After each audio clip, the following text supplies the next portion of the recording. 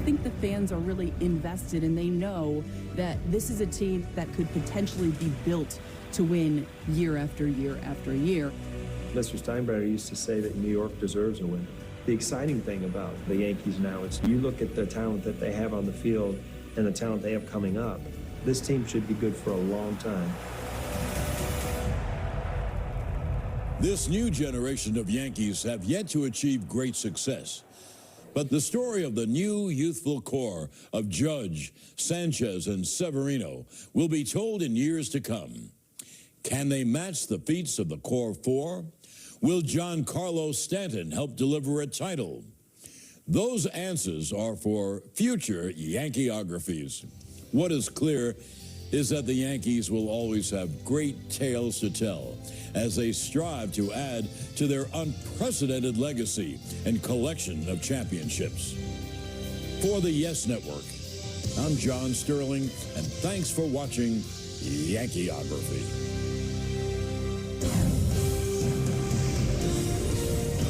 The proceeding has been an explicit presentation of the Yes Network. Want to stop hair loss in its tracks? Through Hims.com, you can explore a range of options with finasteride and minoxidil so you can grow thicker, fuller hair in just 3 to 6 months. Stop hair loss and regrow hair at Hims.com. I think I've learned the more you chase inspiration, the less likely you're able to find it. What I'm really liking about Remarkable is its portability. You can have it on you all the time when inspiration strikes, but at the same time, it's digitally connected so that there's not the chance of losing that idea. I spend a lot of time hand drawing, and what's really great about the Remarkable is it sits in that interstitial area between the digital and the tactile, and it bridges both of those worlds in a really fluid way. Get your paper tablet at Remarkable.com today. Want to get juicy? Sip on this super fresh and tasty blend of ripe strawberry and crisp lemon that's so bold. It just asks for your number. That's right. It's time to love soda again.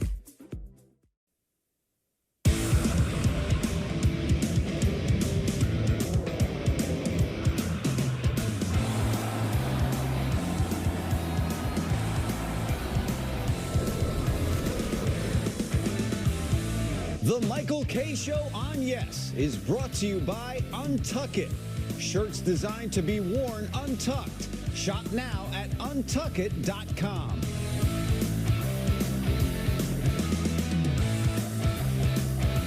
And a good afternoon, everybody. This is indeed the Michael Kay Show. It's August. It's the August 23rd. It's 2024. It's Michael, Don, and Peter with you until 6:30. Until we lead you into the weekend. So we got a big show planned. We got a lot of stuff to do. Busy show, lots to do. The famous phrase. Don, Peter, how's life? How you boys doing? Beautiful. What a nice day today. Getting back to some normal temperatures for August. Yeah, I didn't leave my house until I came to the ballpark. Oh, you did go to the ballpark. Did you enjoy the drive?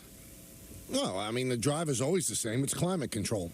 Oh, my God. Peter, don't you like, this could be one of those days where you roll the window down, crank some tunes. No, I keep the air conditioning on. Oh, my. Am I the only? I know I get a little caught up with the weather at this age, but when it's a beautiful day, and you know the days are numbered here. Eventually. Oh, you mean like in life, or? No, I'm just talking about in the summer. Like, we're going to be complaining that it's 20 degrees outside. So, Peter, when you get a day like today, and I understand we've got our obligations and we can't always be outside, but when you can be outside, and I'm a big believer in rolling down the window, crank some tunes, drive. I love that. Yeah. Not me. Well, the only thing I disagree with what you said, Don, is that today wasn't the day for me. Today is like, I thought the last 3 days were the days for me. I love those fall days. Okay. I was blown away. Blown away. You know who else was blown away? The Padres yesterday. How about that for a transition? How about that? I'd never seen that. They don't give these jobs to chimps. That's a big win for the Mets. Give me 3 wins in San Diego. We talk a little bit. Give me a split. We're not going to talk. Because the Braves won again. They beat the Phillies. They got Chris Sale, who's probably going to win the Cy Young Award, going today. So they probably win today. You got to make some moves. You got to have this be a moving weekend. Got to do some damage. Severino didn't have great stuff after the complete game, but he kept them in there, and then the bullpen pitched well. Terrific. And the offense blew up. So Good job. That's one. Okay, now the hardest series to win a 4-game set, especially if you lose the first game. Well, they won. Now you think of it this way: take 2 out of 3. Take 2 out of the next 3, and you've had a great weekend in San Diego. Now, I don't even look at it about catching San Diego. I still look at the Braves. Braves won last night over Philadelphia. Now Braves are home against the Nationals. So you figure that's going to be an advantage Braves to win some games here, because that's the team you're focused on. At least I am. Yeah, you want to catch up on the Padres directly, the Diamondbacks in the next series directly, because those are 2 games. Each game is like worth 2 games as far as the standings are concerned. But you also got to keep an eye on the Braves, because that's the team that's got that last wild card. With them playing the Nationals, you want to be able to keep up with them. But they had 17 hits. Severino got you through 5. I thought the bullpen was terrific and just mowed them down. And the Mets got some breathing room in the 9th inning to allow them to have the little bit of the hiccup in that 9th inning. Once they made it an 8-1 game, it was pretty much over at that point.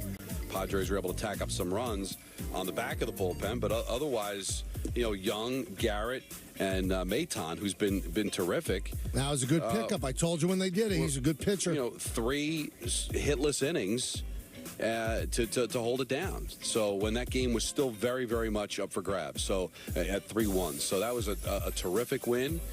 And they walked 7 guys, but still found a way to be able to survive that. Just a real good quality way to kind of start the road trip. They're 4-0, Michael, against the Padres this year. Yeah. And they split the 4-game series against the Diamondbacks at Citi Field. So when you go into this road trip, you say, all right, well, now they're 4-2 against the opponents. So no reason to feel like you've got to back down against the Padres and the Diamondbacks, and see where we are when this week is over. Now, Mark Vientos had another, big day. He was 2 for 5, a double, and 3 ribbies, and he spoke after the game about how playing better teams actually helped the Mets. I think every game is important for now until the end of the season. I feel like when we play great teams like this, we tend to engage and be a little bit more locked in. And I feel like if we take that with every team, we're going to be in a good spot towards the end of the season. And don't dismiss that, because we see with the Yankees. Yankees have the best record in baseball against teams over 500, and they're just a pedestrian team against teams under 500, which they will engage with this weekend as the Rockies come to town starting tonight. So I think teams do get more engaged. They lock in a little bit more. They don't get sloppy. Because when you're playing a bad team, you almost think you could roll the gloves out there and win. You can't. You can't. The worst team in the world could win a game on any given night. The 1962 Mets are considered the worst team in the world. They won 40 times. 40 times a team that thought they were going to roll the ball out there and win lost. So you can't get complacent. But that's not any worry of the Mets, because they're playing 2 teams in front of them on this road trip. 2 teams in front of them. Let's see what they do. Now, go ahead, Don. I was going to say, and, I guess Shohei Ohtani's going to stand in the way, but Lindor should get some consideration for MVP. Right. Some consideration. I know, I just looked it up. He's plus 500. Ohtani's in the minus 1,000. It looks like Ohtani's going to be the guy to get it, but Lindor's had a tremendous season. He is really the engine that makes this team go. Didn't have an RBI last night, but had a couple of hits. Since he's moved up to the leadoff spot, he maybe isn't living up to the contract, but he's certainly living up to being a star on this team, and should at least get some consideration for the MVP. Well, he'll be in the top 5. He might even be in the top 3. So, again, like we do with Judge, if you took away the awful start, he'd be having an unbelievable season. And if you don't take away the awful start, he's still having a really outstanding season. And over his last 15 games, hitting .381. So overall, 268, 25 home runs, 73 ribbies, stolen 25 bases, only been caught 4 times, and his OPS is 820. That's an MVP-type season. And one other thing that people take for granted, because all we do is complain. We moan about it all the time. Load management. Not this guy. And he plays the toughest position on the field. Plays every single day. He's played every single game. And after the game, Mendoza said, you know what? We talk about days off. He doesn't want to have a day off. And I'm a big, firm believer, unless you're hurt, you should not have a day off. I know you wear down. Cal Ripken wore down. How'd it work out for him? He's got a plaque in Cooperstown. But Anthony Volpe doesn't take days off. Yeah. You know what? Judge and Soto haven't taken days off. Soto was hurt, so he missed 3 or 4 games. But Judge has been unbelievable this year. Yeah, Great players should want to play every day. And especially now with the DH, that there are ways to be able to get guys days off, right? Like the intention, I think, should be to play every day. But, you know, if you want to say second game of a doubleheader, you want to say day game after a night game, you played maybe 20 games in a row, I've got no problem once in a while in a long season. You know, we're just going to give this guy a bit of a rest. He's 0 for his last 30. Let's give him a rest. But these design days off and end up missing, 10, 15 games during the course of the year, I don't get it. Now, listen, you exaggerated with the Cal Ripken. Nobody's asking you to play 2,500 consecutive games. But is it crazy to just, hey, my intention is to play 162. And if I miss a couple of here or there, no big deal. You could take a guy out after the 6th inning in a blowout game. You can maybe have him DH. There's ways of being able to give a guy a bit of a rest, but still make him available to be able to at least be able to perform north of 158 games. I don't think there's anything wrong with that. And he had a great answer yesterday at Lindor. He said, you know what? I prepared during the offseason so they could play every day. Good job by him. He gets $34 million a year. Now, that doesn't mean that the money you get paid forces you to play every day, but the guy loves baseball, and he wants to play every day. Buck Showalter couldn't get him to sit down, and now Mendy can't get him to sit down. We're in the middle right now at Diamond Notes, brought to you by London Jewelers and driven to you by Nissan. I was thinking about this a lot while I was in my car with my windows rolled up. Yeah. All right. I don't think, and you could all correct me if I'm wrong, I think we talk a lot about it. I think we say the words, but I don't really believe that we are appreciating what we're seeing when it comes to Judge. I just don't think it's sinking in. And I either broadcast or watch every single game, every single at bat. And I'm not sure that I am really soaking it into the level that it should be soaked in. So just take the 99 games, since his number's 99. In 99 games, he's hitting .379. His on-base percentage is .507. So that means in 99 games, he's on half the time. He has 44 home runs and 105 runs batted in. Now he's at 48 home runs. He hit his 50th last year in the 2022, the 129th game of the season. Tonight is the Yankees' 129th game. Can he hit 2 to go to 50? We shall see. But again, I'm not sure that we know what we're witnessing. So Paul Hembekides, who does the show with Greeny, that's Hembo. Hembo, they call him. He tried to put it in perspective. Here's Hembo. Absolutely, Aaron Judge can break his own home run record. The only question is how much the league wants to pitch to him. If the league continues to pitch to him like this, he's going to hit 63, 64, 65 home runs because of how well he's swinging the bat right now. He's as locked in as anybody that I've ever seen, or at least in the last 20 years. We did the list yesterday. Best hitter since Barry Bonds. Right now, Aaron Judge is the best hitter that I have seen since Barry Bonds in 2004. He's that kind of good. The most impressive part about his home run display, though, is the fact that it's not just him anymore that's doing it. And I'm going to demonstrate that through the fact that he's not hitting solo home runs nearly as much as he was in 2022. That season in which he had 62 homers, 41 of them were solo shots. That's 66% of his homers. This season, only 23 of his 48 home runs are solo shots. That's a 48% clip. And that, of course, is in large part because Juan Soto is sitting directly in front of him. They are the perfect baseball union. And I, at least for the sake of Yankees fans, desperately hope that this is not the only season in which we get to see these two guys together. I think that's the hope of all Yankee fans. I don't know about baseball fans. I think everybody wants a little Soto in their life. But Judge has an OPS, which is on-base percentage plus slugging, of 1.191. Soto's is 1.037. So those are the two highest OPSs in baseball. They would become only the second set of teammates to own the two highest OPSs in baseball entering September since 1900. The other ones, Ruth and Gehrig, in 27, 30, and 31. So, again, look at the names we're throwing at these people, Don and Peter.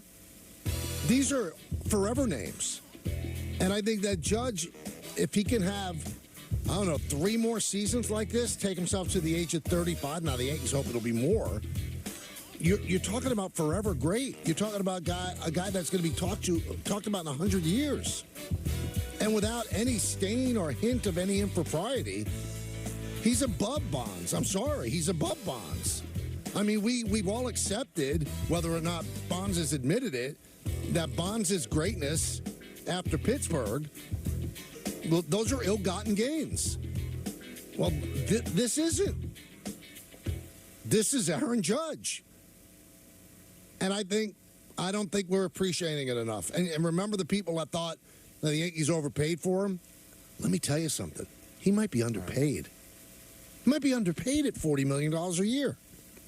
Because in a sport where the league batting average is .244, he's hitting .334, and oh, by the way, 48 home runs and 118 runs batted in. We talked yesterday, are Yankee fans appreciating it? Forget about that. We should even dismiss that, whether or not you enjoy it. We can't tell people what to enjoy. Right. But are you actually looking at this and giving it the proper perspective? And, wow, I don't know if I'll ever see this again the rest of my life if I live till 100. But in baseball, the appreciation has to emanate from the city in which it's taking place. I mean, you're not going to get a lot of people around the nation, even though the Yankees do have a national following, to pay that much attention. It's got to really come from the screams and the rooftops of people here in New York. And because it's so much about the winning, that I don't think it is appreciated. I think fans appreciate it, but I do think it's toned down a bit because it's all about, did they win that day? Did they win that series? Are they in first place? Do they have a chance to win a championship? I can only go by what I hear on our show. We talk a lot of Yankee baseball, take a lot of Yankee phone calls. This is the town hall for people to be able to express their feelings about their team.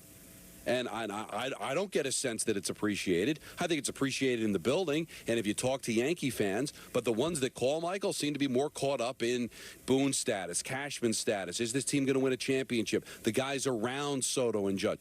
I don't get a sense that they are appreciated as much as they should be. Well, I think you're using the word appreciate, though, like as in enjoying it. And I think we can't fight that battle. People enjoy what they enjoy and revel in what they want to revel in.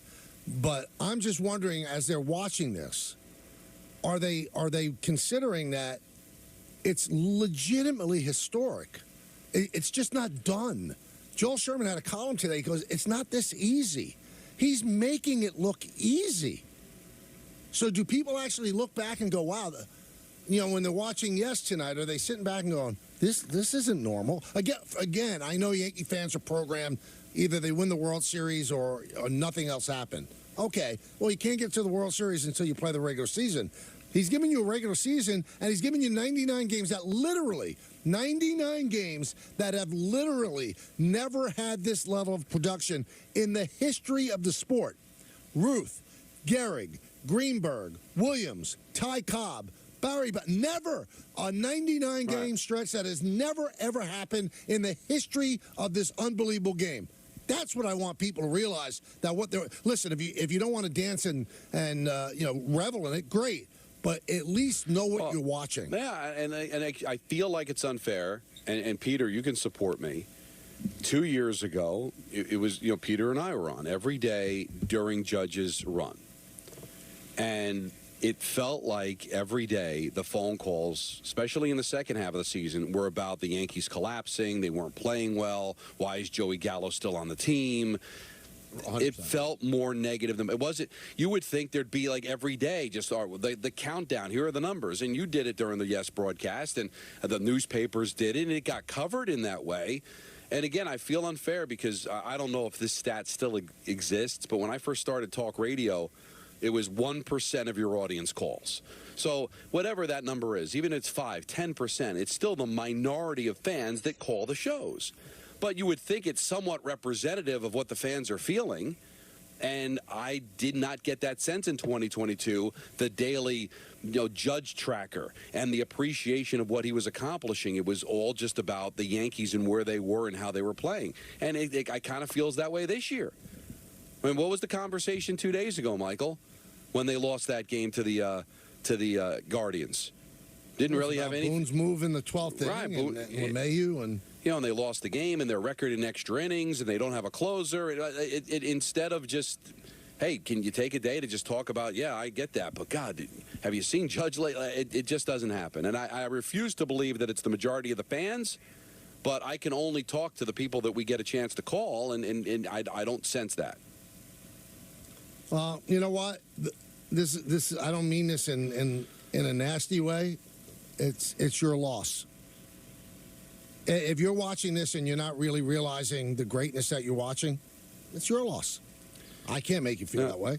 Now, if you're a baseball fan, you have to realize what you're watching. Yeah. The guy's doing stuff Mickey Mantle and Joe DiMaggio didn't do. See, that's the beauty of baseball, is that you can do both. Like in football, there's only 17 games, so of course every game is going to be a big deal. So I can understand maybe not appreciating the individual accomplishment because the game is so damn important. There's only 17 of them. But with 162, you should be also allowed to enjoy the ride. And oh, by the way, they're still in first place. They're still... They have the second best record in baseball behind the Dodgers. One game. I mean, I'd almost understand it, guys, if this team was underachieving and out of the playoffs, where you'd say, yeah, it's nice what Judge is doing, but this team's built to win a championship, and they're not going to win. Now, you may think they're not going to win, but at least what they've done over the first, these last, 125 games is a first-place team with the second best record in baseball. So you may not believe they're a championship team, but everything is pointing to them being in that conversation. So I think there's room to do both. Now, I just did a quick little thing here of the 4 major sports, the highest rankings for teammates in each sport. Now, I used ESPN for the NBA, Major League Baseball, and the NFL. I used NHL.com for hockey because all they did were the playoff ones, but I think NHL.com. So these are the top producing duos? Yeah, no, I just ranked the top players in every league, right? Okay. So if you had like the top 100 players in each league, the highest ranked teammates. So for example, Judge and Soto. Judge is the second best player in baseball. Soto's 3. Who's first? Ohtani? Who doesn't play the field? According to ESPN. I'm just telling you. You could debate it. I'd love to. All right? In the NFL, it's Jones and Mahomes. Mahomes is 4, Chris Jones is 6. Okay. In the NBA, it's Anthony Davis 6, LeBron James 7. And in the NHL, it's Connor McDavid 1, Leon Draisaitl 3. So they're the closest. So it's pretty rare. I mean, they've got 2 of the best players in the top 5. NBA doesn't have that, and NFL doesn't have that. Hockey has it with Connor McDavid and Draisaitl. I mean, so it's rarefied air, Michael, to have 2 players that are in the top 3 according to the ESPN rankings. I mean, that's amazing. Now, the rest of the team leaves a little bit to be desired. I get it. But when you turn on a game, you've got guaranteed to have 2 of the 3 best players in baseball batting in the first inning of a game. That's pretty good. Now, Peter, as he's giving those numbers, right, one thing struck me. I wonder if it struck you as well. Yeah. We always talk about how in the NBA, one player could change a whole team. Yes. The Lakers have 2 of the top 7 players in basketball, and they can't get out of their own way. They barely make the playoffs. They have 2 of the greatest players in the NBA, and they can't get out of the first round. They can't get out of the wild card round. How does that make sense? I mean, yeah, think about it. The Lakers have not had a season since the bubble, which we all know is a very, we count it, but it's certainly an unusual year. The Lakers with AD and LeBron, they haven't had a year that even measures against what the Yankees are doing this year. Yeah. And we could get into an argument, Michael, and break down the players after those top 2, who has a worse, 3 through 12 or whatever. We could get into that argument, but the fact that the Yankees are able to do this, that's how good Judge and Soto are this year, basically by themselves, is astounding. And think about it. Baseball's not a sport where one man could lead you. I guess we should rewrite it. 2 men could lead you because the Yankee offense has sputtered other than those 2. Basketball, we've always said, one great guy could change a team. Well, LeBron and AD, I guess you could say, well, the rest of the cast is so bad that they would be in last place if not for LeBron and AD. Probably would. But why are they not better with 2 of the top 7 players in the game? But that's what I was thinking as Don was reading that. Those are Diamond Notes brought to you by London Jewelers. Visit London Jewelers today. Any of their 7 locations, including the Americana Mall and the mall at Short Hills, and driven by Nissan.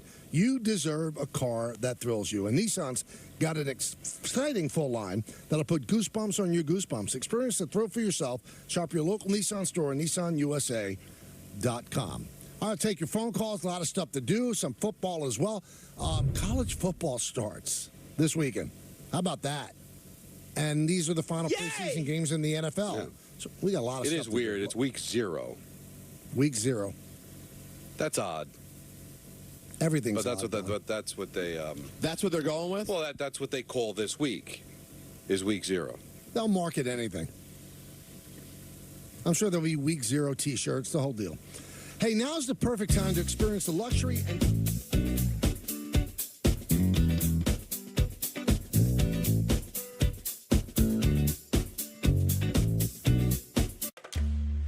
Want to turn hair loss into hair gains? With Hims, discover a range of prescription treatments in a variety of convenient forms, like the quick-drying 4-in-1 spray.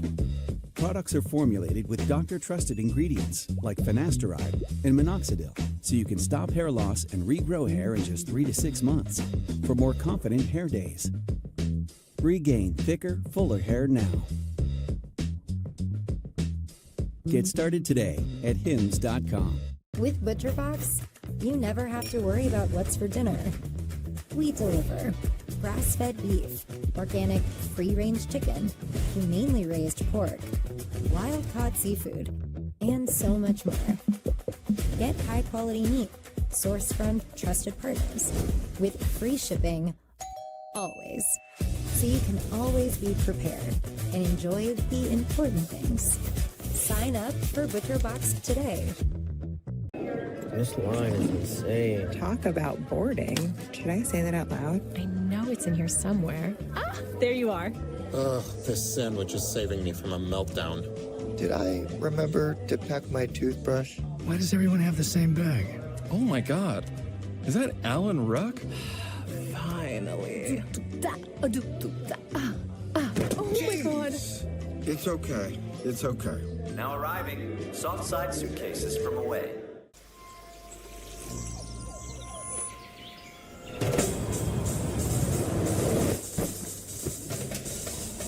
Next week.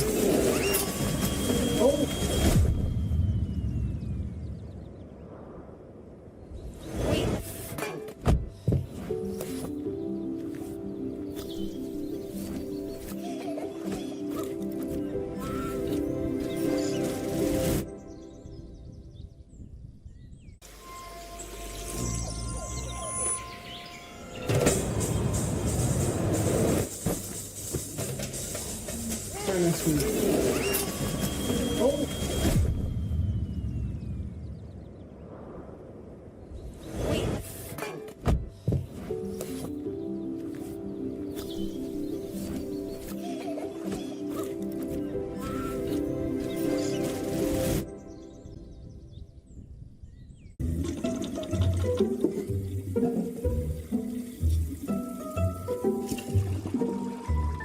There's an easier way. With Thumbtack. Download the app today and care for your home from top to bottom.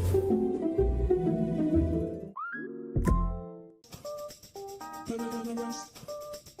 Put it on the rest. Put it on the rest. Never read a line of poetry, I'm not a poet, but I sit up in the back of my buttons cause I'm fresh. Never read a book on how to rip it, I just saw it, I don't need your explanation cause I'm better than the rest. Better than the rest. Better than the rest. Let me take you for a ride. I can make you feel alive. On the line, Hexland presents Bronx Buds. Now streaming exclusively on the Yes app. Powered by Buy-Cow Auto Mall. Magnifico.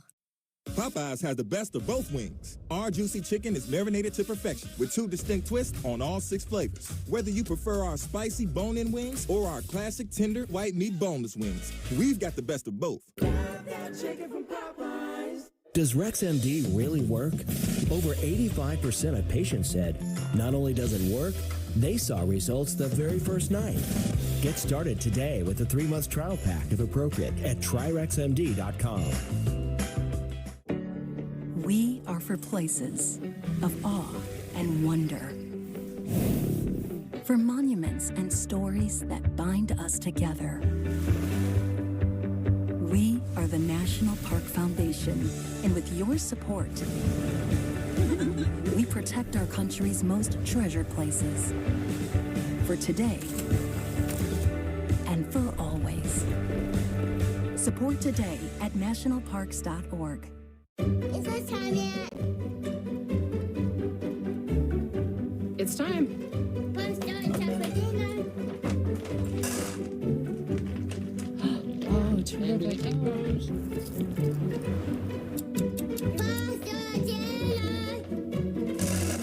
Donating pet food is one of the many ways you can help families in your community. Pets and people belong together. Learn more at petsandpeopletogether.org.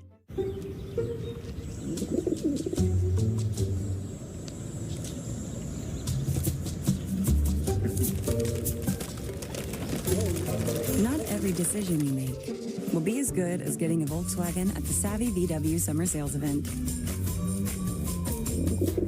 2024 Volkswagen models cost less to maintain than Honda. Get 1.9% APR financing or a $2,500 customer bonus on a new 2024 Tiguan. I have sickle cell. I've had lots and lots of blood transfusions over my lifetime. I'm most grateful that people are willing to go out there and take their time, their blood, and give me new life.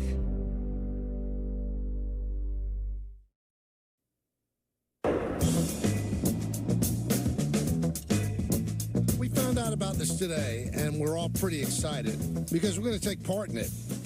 But we are putting out a call to all football fans starting this Monday. Enter the ESPN New York Survivor Pool for a chance to win, wait for it, $2,000. Make your pick each week of the football season. Find out how you stack up against your favorite ESPN New York personalities. But be careful. One wrong pick and you're eliminated. You're out. Done. Finished. The last one standing will take home the title of the inaugural ESPN New York Survivor Pool champion and also, more importantly, $2,000. All kicks off this Monday on the ESPN New York app. How are you at Survivor Pools, Don? I enjoy them. I'm hit or miss, but I like them a lot better than picking the spread. You're picking the winner, but it's very strategic. Like, you want to make sure you save certain teams for later on, but some people have the philosophy of just survive in advance. Just get through week one and then see what happens. But I'm looking forward to it. It's a lot of fun. So, starting this Monday, just wanted to tell you all, we'll remind you again. Now, I have today's Yankees starting lineup against the Rockies. Now you're cooking. On 98.7 ESPN, brought to you by Bigelow Tea. Gleyber Torres leads off, plays second base. Batting second and playing right field, Juan Soto. The number 3 hitter is the center fielder, Aaron Judge. Giancarlo Stanton hit a weird, wacky home run, 417 feet, off balance yesterday. He's the DH batting cleanup. Sure did. Batting fifth and back in the lineup, Peter. I know you love this guy. You want to watch him. Jazz Chisholm Jr. Yeah. I'm a fan. There you go. Jose Trevino behind the plate will bat sixth. Batting seventh, playing shortstop, Anthony Volpe. Anthony very quietly getting hot again. 5-game hitting streak, 6 for 18. Alex Verdugo not getting hot, 0 for his last 19. He's batting eighth and playing left field. And batting ninth and playing first base, DJ LeMahieu. On the mound for the Yankees, Carlos Rodon. On the mound for the Rockies, Kyle Freeland. That's tonight's Yankees starting lineup, brought to you by Bigelow Tea. Bigelow Tea is a proud supporter of the Michael K. Show and the official hot tea of the New York Yankees. You know, we talk give good lineup. We talk a lot about how analytics dictate sports.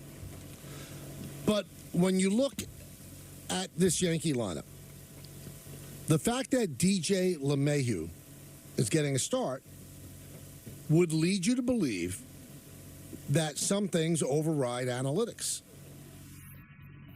Because there is not a metric available, and I'm talking about a guy I like. There is not a metric available on anybody's computer screen that tells you that DJ LeMahieu should be playing or starting for the Yankees? Not one. No. In an organization where they can make numbers dance like, the old ShopRite commercial with the Can girls. They're not making them dance here. There's not one metric, bat speed, exit velocity, the old batting average, nothing. There's not a metric that would lead you to put DJ LeMahieu in the lineup. So what is overriding the metrics? Well, one of them is the options. Ben Rice has also struggled an awful lot. I think he's 1 for his last 27. And they don't really have anybody to play first base.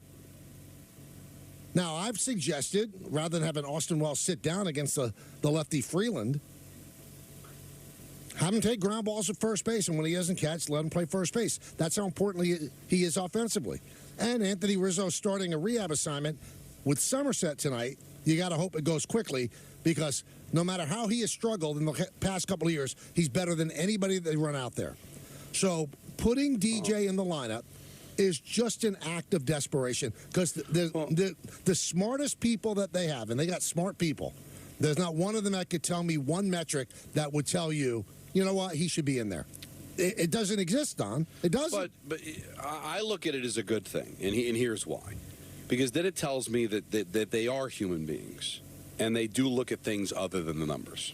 Well, okay, so what are they looking at here? They're looking at, all right, this is a lame one, but he's going up against his former team. Okay. The other one is Rockies stink. We want to get DJ well. So we think we can win this game if he goes 0 for 4 with 4 strikeouts, but maybe because they're not very good, that we might get him going. Now, those are non-analytic reasons, but they are reasons, and I think that obviously his former team is irrelevant to me. I was just throwing it out there. But trying to get him going in a game that you should be able to win and not need DJ LeMahieu to go 4 for 4, I think this is a good idea. Now, Rizzo's eventually coming back. Well, then, let him play this series. Maybe Rizzo comes back at some point if DJ doesn't get going, but maybe DJ does get going. So I don't really see it hurts. They should be able to beat the Rockies without DJ LeMahieu performing well.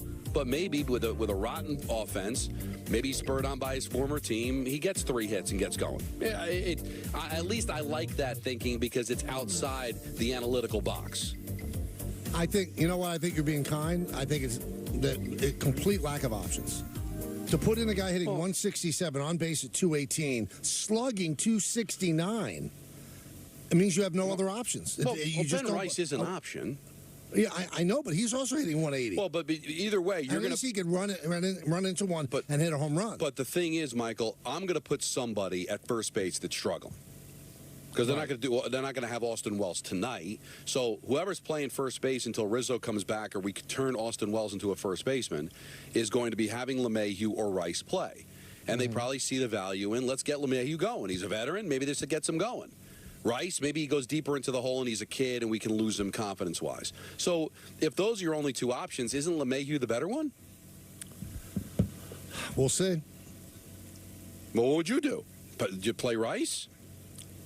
I would have been working out Austin Wells at first. Now, a lot of people are saying, well, how about Oswaldo Cabrera? He can't hit left-handed. He can't hit right-handed, so he'd have to hit left-handed against Freeland. So you don't want that either. So, like I said, there's no option. There's no option. What's your option? It doesn't exist. So I guess it would be Rice or LeMahieu, and since Freeland's a left-hander, I guess I'd go with LeMahieu. But there's not a metric that tells you that he should be playing in any game that counts for the Yankees. Not a metric. In an organization and a sport that's run by metrics, not one. You can't show me one. And I invite the Yankees to send me a metric that says, you know what, and if you tell me, oh, he's had success against Freeland, which I don't know, it's a different hitter. 2 years ago, this was a different player. So there's no metric that you can tell me about history. And if you're going to go with the warm and fuzzy, like Don just said, well, it's his old team, okay, I'll play along. Well, I'm not saying that you're saying that that's what it is. But if that's it, well, there's nothing I can say. No, but what I'm saying is that you're bringing up Wells. Well, they obviously haven't worked him out at first base, so he's not an option. You just said how Cabrera is not an option. So if your only options are LeMahieu and Rice, you go with LeMahieu. They go with he's LeMahieu. Probably a better defender. And that too. So yeah. Now you're looking at the wide-angle lens of working out Wells, trying to find somebody else. All right, we're right. But tonight, as you fill out the lineup card, LeMahieu's probably the better choice than Rice. Yep. 1-800-919-3776. We start off in Kansas. How about that, Max? Hey, Michael, Don, and Peter. Thank you for taking my call. You got it. So I was listening. Yeah, I was listening yesterday about are we enjoying the ride with Judge, and I just wanted to weigh in on that. I'm glad Judge is doing what he's doing, but I have to be honest, the last 3 home runs he hit in the last 2 games, I really don't care. If I felt better about this team going into the playoffs, I'd feel differently about it, but the team looks like a complete dumpster fire at times, and honestly, I'm more scared about getting bulldozed by the Astros again than happy about Judge producing at this level, which, again, is obviously impressive, and I'm happy about it. But, come on, this team's going to crash and burn, Michael. You know that they are. But, Max, they have the second-best record in baseball. And I see all the things you're seeing, but they're 1 game behind the Dodgers for the best record in baseball. So when you say dumpster fire, that's not true. But, and also, but let's just say, for sake of argument, you believe that you're right, that they're going to be a dumpster fire in the postseason and not win. Well, yesterday against the Guardians, you know what? You're not playing the Astros. It's not the playoffs yet. It's August 22nd. So you can't enjoy what's going on there. The playoffs are going to figure out themselves. But in the meantime, why are you focused on something that's not going to happen for another couple of months? And you only think you might be right. You don't know that you're right. Like if you looked in a crystal ball and saw, oh, they're going to lose in the first round of the playoffs, then I can understand you not getting excited because you already know the outcome. You don't know the outcome. You only think the outcome. What sport do you root for that's a sure thing? Sports are never a sure thing, and I know you'll point to their record and stuff, but I said at times it looks like they're a complete dumpster fire, and you went off on them on that first game in Cleveland the other day. I heard the whole thing, and you're absolutely right.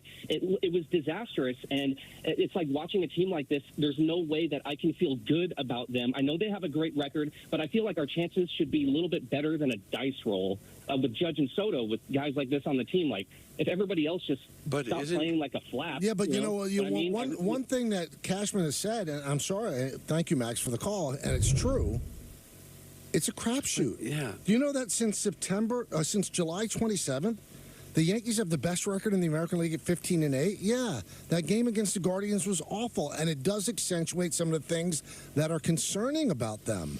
But to say they're a dumpster fire and that they have no chance in the playoffs, well, you know what? You're just a negative human being. But here's the problem. They have as good a chance to win the World Series as anybody. Let's say they weren't.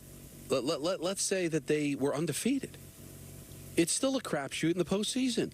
I watched the Braves win 14 consecutive National League East titles. They won 1 championship.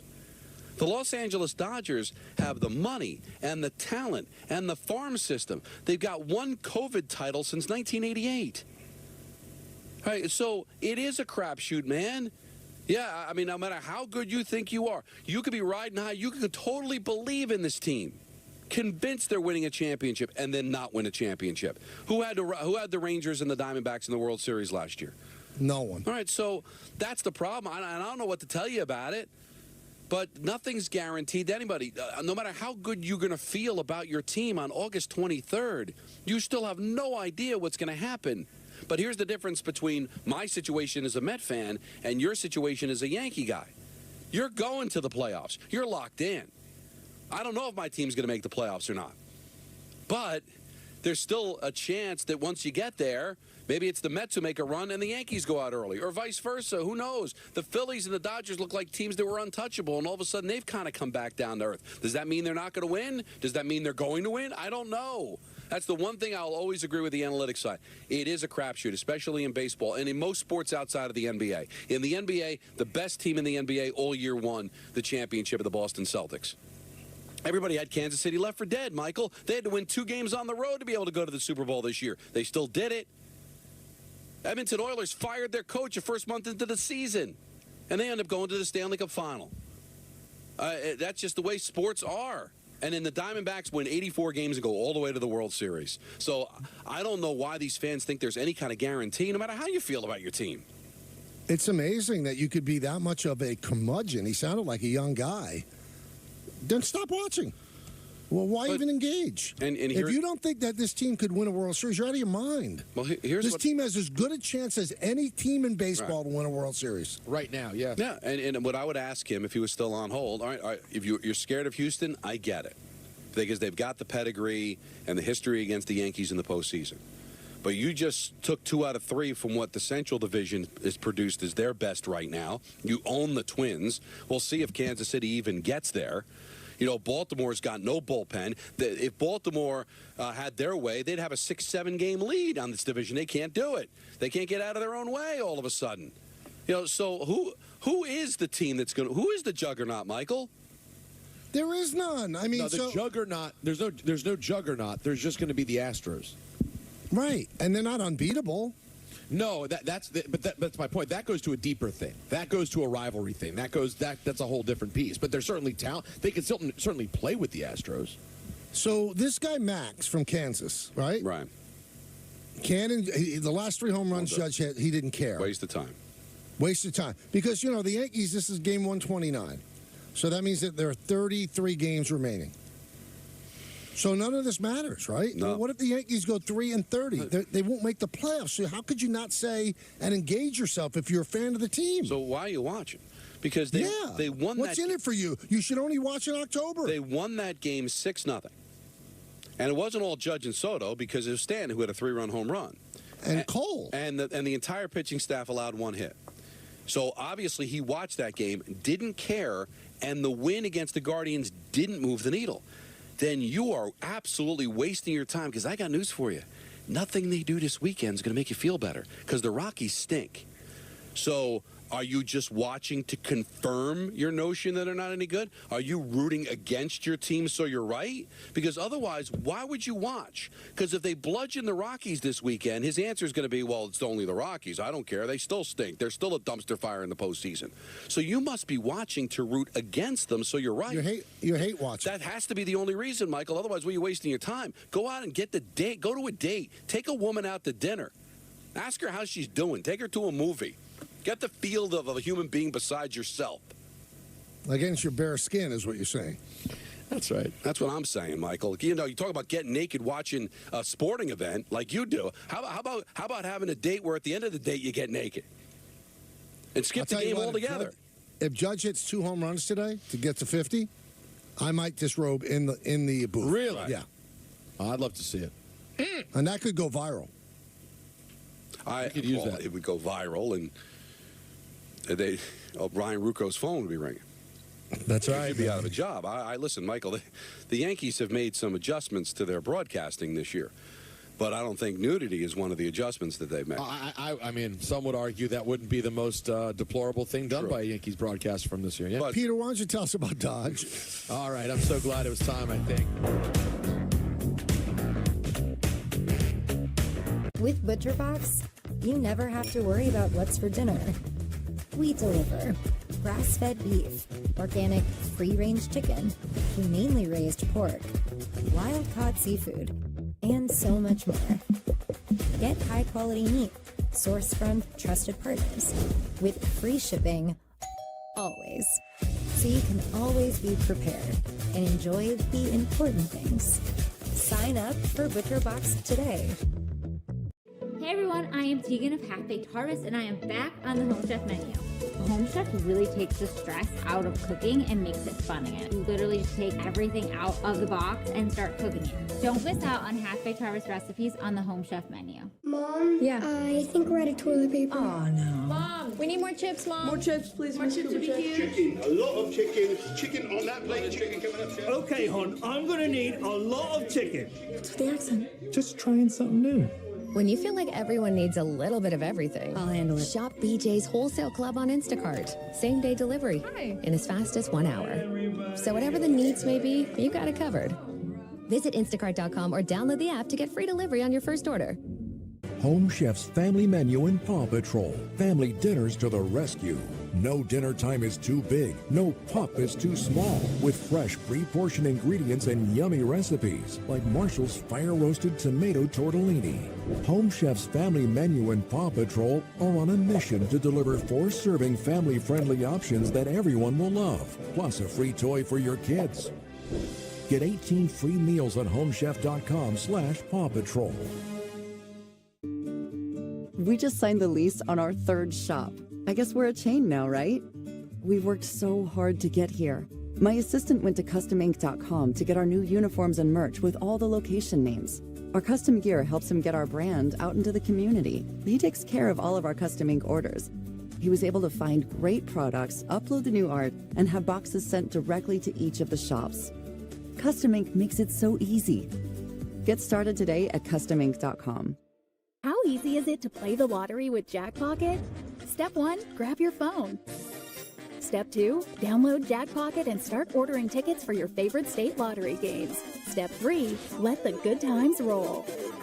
Jackpocket is so easy to use from home or on the go. And there have been over $500 million in total prizes won. So now, the easiest way to enjoy the lottery is right in your pocket. Jackpocket. Download America's #1 lottery app today. Managing my credit card debt was overwhelming. My name is Carter, and Upstart helped me get rid of that credit card debt with a personal loan. Having the opportunity to just have one due date a month and only paying one person made my life a lot easier. Part is, tell him Travis he doesn't get the second foot long. Wait, seriously? I got you next time, buddy. Order now in the Subway app.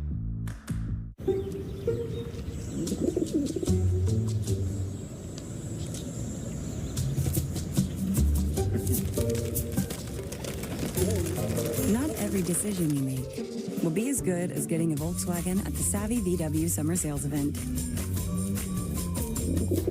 2024 Volkswagen models cost less to maintain than Honda.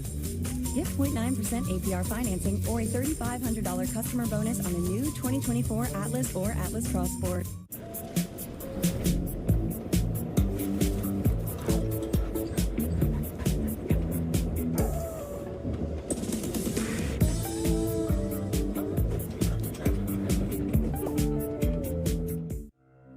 I'm Dave Portnoy, and I'm asking for your help in supporting the Tunnel to Towers Foundation as it continues to pay off the mortgages for fallen first responder and Gold Star families who died in the line of duty and left behind young children. Not only that, but they also build mortgage-free smart homes for catastrophically injured veterans and have recently committed to eradicating homelessness amongst our veterans. Tunnel to Towers has been caring for America's greatest heroes for more than 2 decades, and we ask you to join us on our mission to do good.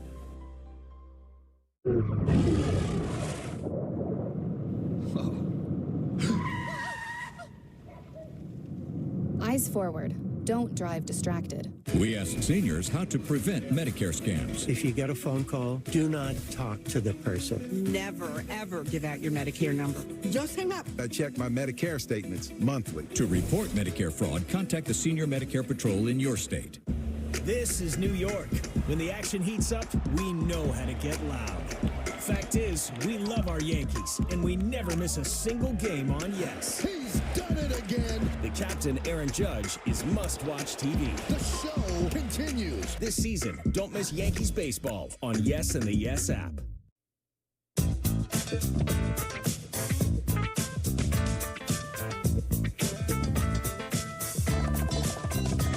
Yeah. See, that's right up there with free house-breaking wee-wee pads with every purchase. Right? That's that's right up there with anytime you were sick from school and you were watching TV, you'd see that commercial. What are some of the Apex technical commercials? So it's right up there with that. Of course, for kids. No, that's for another generation. Different era, Michael. Different era. Sorry. Hey, I don't know if you guys realize this, but it's time to reset your preset with ESPN New York. Show us you're listening by uploading a photo of a device playing the ESPN New York app for a chance to win a once-in-a-lifetime experience with your favorite radio host. Head to the contest tile on the ESPN New York app to enter. This week's giveaway it's the best one. It's an Islander Suite Night with Rick, Anthony, Aloysius DiPietro.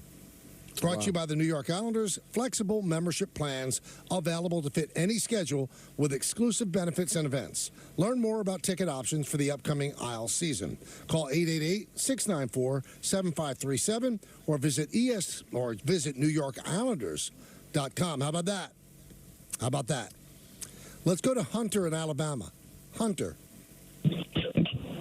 How's it going? I'm Hunter. I have some interesting proposals for a new Aaron Boone, the manager of the Yankees.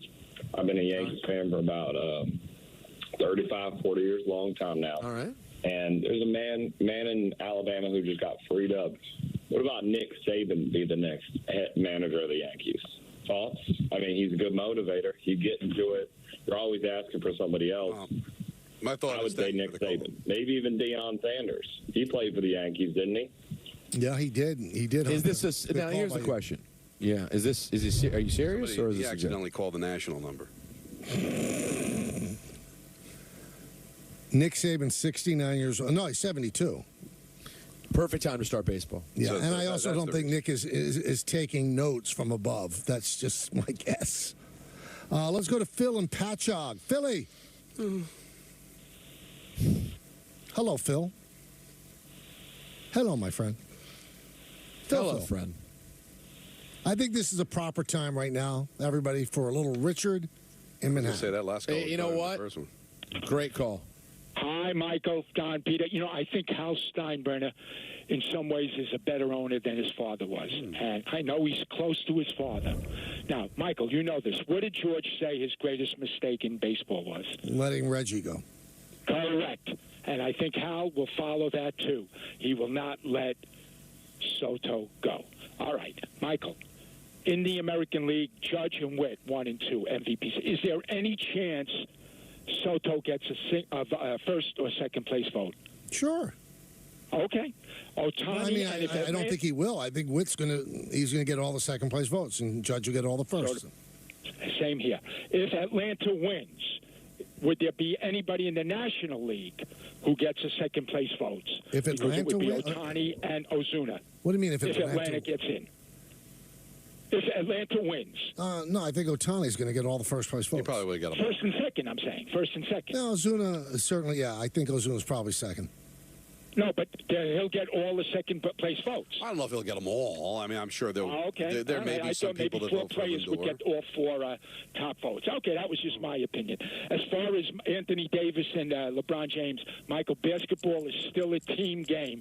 And if you have week 3, 4, and 5, you're not going to win. I don't care how great your first 2 are. Never works. As far as Judge, he should learn from Warren Spahn. Michael, do you know where I'm going? No, I don't.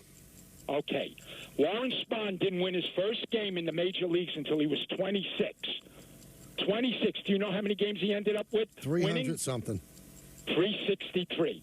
So Aaron Judge has a chance to be the position player that Warren Spahn was as far as being a pitcher. So that's all I got, fellas. Thank you. You know, I think I speak for everyone when I truly say I have no idea what he just meant. And also, listen, I got a lot of stress in my life. Some I can talk about, some I don't. I don't want to be quizzed. He's always asking me quiz questions. I don't have the brain capacity to deal with it anymore. He could be the Warren Spahn because Warren Spahn players. Because he didn't win his first game until he was 26, Peter, and won 363 games. Okay, the problem is we all love Aaron Judge. He's not playing until he's 44. But I don't. But he's an everyday player. He's saying that he might have like 700 home runs. Right, that he may be okay. He was making a home run comp to the Warren Spahn. Yes. Oh, okay. But the problem in the post-PED era, I don't think Judge is going to be able to produce into his 40s. It's still just a bad comp.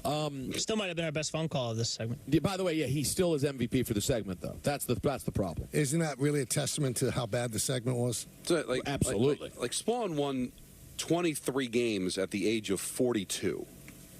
He was throwing 38 miles an hour. So do you think Judge is going to be able to be hitting 40, 50 home runs at 42? I don't think so.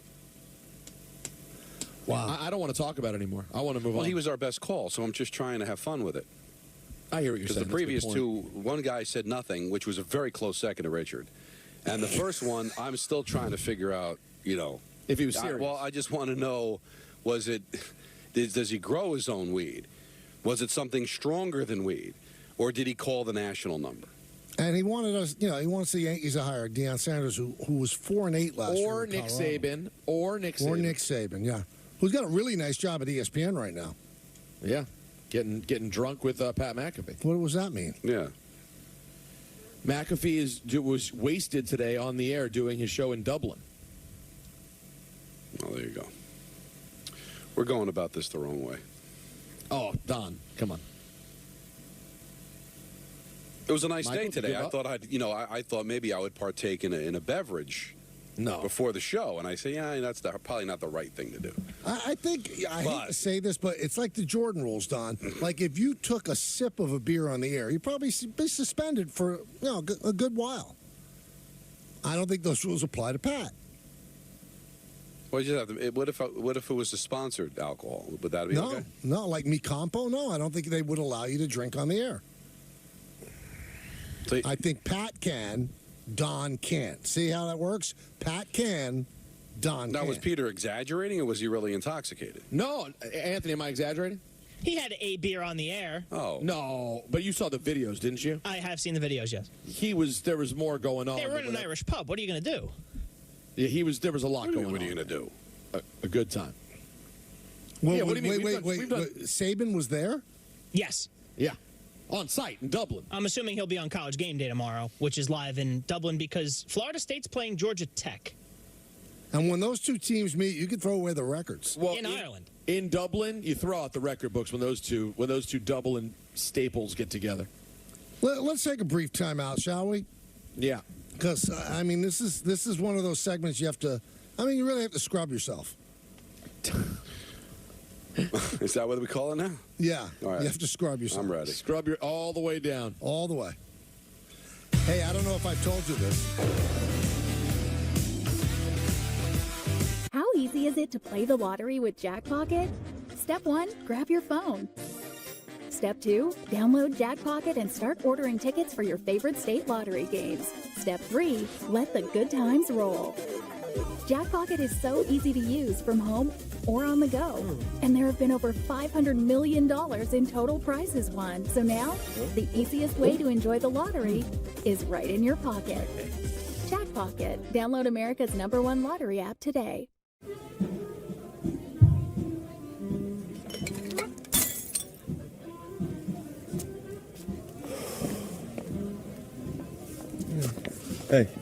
Hey. Rental? Yep. You? Yeah. You know your shoe's untied. Oh. Don't let a boxy suit ruin your night. Read from theblackducks.com. Switch to Square and join over 4 million businesses worldwide. Turn tables fast with Square Register at the counter or Square Terminal in your hand. Get a POS that connects to a KDS to handle orders ASAP. Easily take orders in person or online. And with Square Banking, get a loan quickly for everything from small repairs to the biggest dreams. Gain time and peace of mind with restaurant tools that bring everything together. Switch to Square today. Visit square.com to get started. The finest premium arena club in the world comes alive in Brooklyn. Welcome to Crown Club, the Brooklyn Nets' most exclusive club in Barclays Center. Featuring a menu curated by a major food group with Carbone classics and a world-class wine list. To learn more about premium memberships at Barclays Center, visit brooklynnets.com/crown-club. That's Aaron Judge. Yeah. Sometimes you get the feeling you're watching a Hall of Famer right in the middle of his prime. The captain is rolling. They're going to need a longer tape measure. A monster blast. See ya. Wow.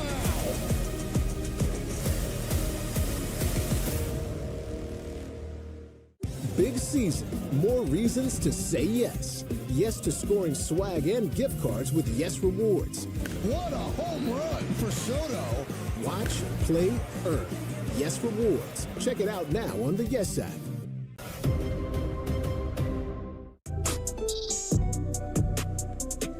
I'm an actor in an ad that was given 12 seconds to remind you that if you're high, just don't drive.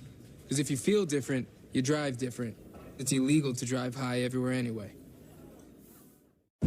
This is New York.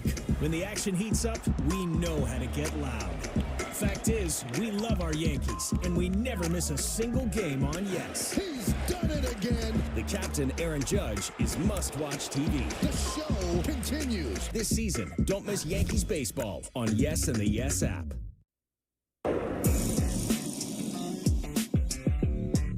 You guys ready?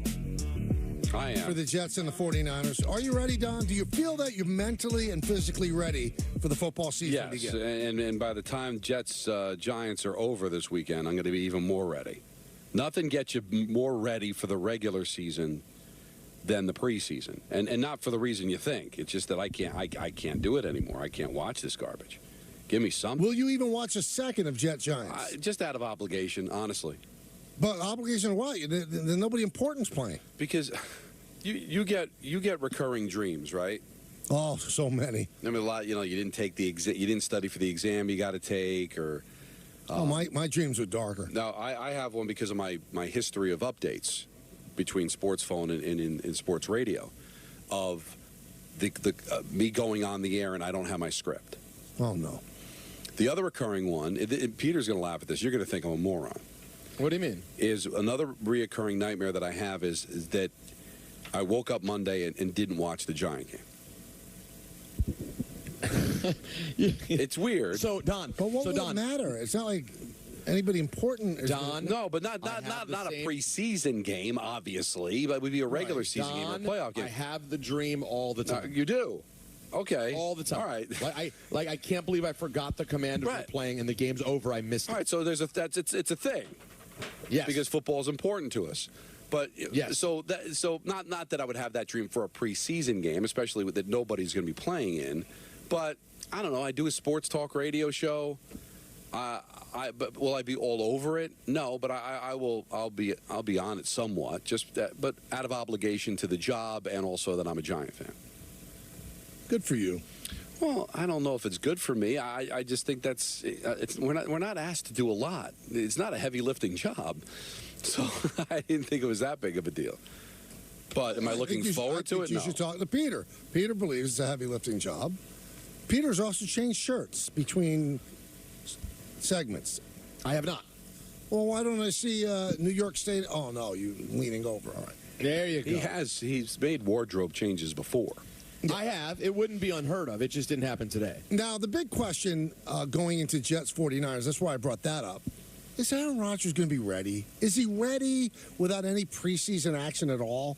Well, Rich Cimini was on with our good friends Bart and Hahn, and you know what? He said Aaron Rodgers is ready for week 1.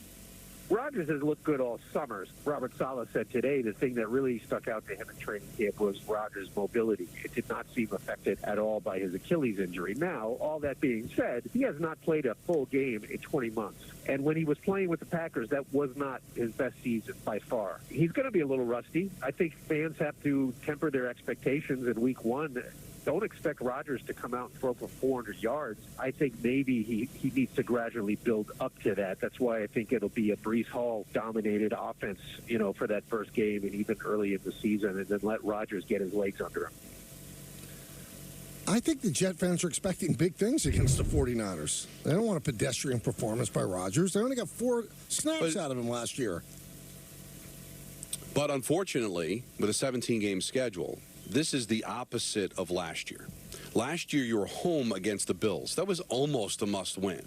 It's a team in your division. It's a home game. If you had any thoughts of winning the division, you're going to have to win your divisional home games. You got to do it. This is a non-conference game against a team that's a heavy favorite. So if you were to lose that game, it's not that big of a deal. You want to win it, obviously. But if there are games to lose, you're not going to go undefeated. Losing to the 49ers in Santa Clara is the game you're probably going to lose. So it's a completely different feel than last year. You're not throwing it away. If he gets folded in half by Bosa and throws for 100 yards, you don't think that we're going to have a great time on Monday? Jet fans are going to be going crazy. Well, I mean, but that wouldn't be pedestrian. That'd be catastrophic. I don't mean folded in half and that he'd get hurt. Well, but well, he throws for 100 yards. I thought you did mean that. Yeah. No, I don't mean that. Well, then you got issues. Want to think like that. Well, you might have issues with your offensive line if he's running for his life and all that. Listen, Michael, I think he should play. I think there is value to playing some preseason reps. But if they're not going to play that's where we disagree. All right, but that's fine. But I get it. But I think that there is value to just seeing this guy has not played in anger since last year. Design scrimmages and all that don't do it for me. Go out there and play a couple of snaps. You've got some new players. I don't think you should go with the complete unknown of an NFL game on opening day. But they've decided to do that, and it's not a divisional game at home. What's unknown? I don't get it. Well, just he has not played since last year. He's scrimmaging. But scrimmages are not the same thing. They're not anything. It's all designed. And you think playing a set of downs is going to make a world of difference? I don't think it's going to hurt. I didn't say it's going to be a world of difference, but you don't think that there will be some sort of a feel if he goes out there and, listen, the Giants' defense isn't great. Their secondary isn't great. I don't even know who's playing for the Giants' defense. But whatever it is, it's going to be a bunch of guys looking to make it to the NFL, looking to hit him. And he go out there and he's able to move well, drive the ball down the field. I think that makes you feel better going into the game against San Francisco. Wouldn't it? Damian Woody disagrees with you. He said that Rodgers does not need preseason snaps. Here's Damian. Aaron Rodgers has seen plenty of ball. He's 40. Does Aaron Rodgers really need preseason games? It's not like he was doing a ton of it in the past, even when he was with the Green Bay Packers. And so they've done, they've had one of their hardest training camps, in the Robert Saleh era. Why would you expose your guy that clearly we saw when Aaron Rodgers was out last year, what he meant to that football team? You want to go into Santa Clara on Monday Night Football with all hands on deck. So yeah, the preseason is over, in my opinion. It's time to get to the real work of preparing for week one. I would argue the exact opposite. Damian's idea of Aaron Rodgers, 40 years old, he doesn't need to see. That to me is why you need to see, because it's not the same. Playing ball at 40 after 20. What you're saying. He can also get hurt. I know, but the thing is, his body is just going to be different. Feeling it out a little bit. Here's the other thing that I don't understand. Tom Brady, guys, managed to play the final 8 years of his career. After the 1 year when What's-His-Face played. What year was that? Who's What's-His-Face? The guy who everyone... No, prior to that. Castle? Yes. There was the Jimmy G season, there was the Castle season. For the most part, over the entire, end period of Brady's career, he managed to learn to play in a way where he avoided contact. If he got sacked, it was nothing. He basically fell down before the sack even happened. Or how many plays, Don, do we see Tom Brady just chuck the ball at an offensive lineman's leg and not think about it? You're telling me that Rodgers is incapable of doing that in preseason games? It's not as if people in the league would be so disrespectful that they would actually try to hurt Rodgers on a play where he's clearly trying to get rid of the ball. Yeah, but, Don just said something, though, that would contradict what you said. Okay. The Giants are playing people that want to make an impression on Brian Dable. They would love to hurt Rodgers. But they're not going to cheap shot. They're not going to cheap shot. Okay, but they'd still like to make a hard tackle of him. Well, sure, but I'm saying... That's what San Francisco's going to do week one. Exactly, and what I'm saying is even in regular season games, Don, Tom Brady, look at him. Look at how old he was in that final year for Tampa. I saw him take sacks. He was able to take sacks. He was able to chuck the ball away if he was concerned. There's a way to protect yourself where, frankly, Rodgers can play a half of preseason football. At least get used to the speed. At least get some comfort because Don, you're playing one of the best defenses in football week one who's going to be going 200 miles an hour. The last time he did anything outside of those 4 plays last year against Buffalo was that last game of the season against Detroit 2 years ago. Let me ask you guys a question, and be honest. Don't answer so it backs up your thesis. Okay? Do you think if he played 2 series against the Giants, that it would have an iota of a difference in the way he plays against the 49ers? Iota? Yes, I do. Oh, yeah, an iota. Yeah, because because sports is all about confidence. And this guy is the cockiest human being on earth. Yeah, but sometimes the guys that are outwardly confident compensate for maybe not being as confident in their soul. Oh, you're talking about confident me. The way Don's talking about it is not the same as cockiness. He means sincere confidence in your, you've tested it and that when you get out and have to move on a real play, your body has just done it. Yeah, like a learned confidence. Let me give you a baseball analogy. Please. You play you're a kid. Like Volpe last year. You spent your whole life playing baseball.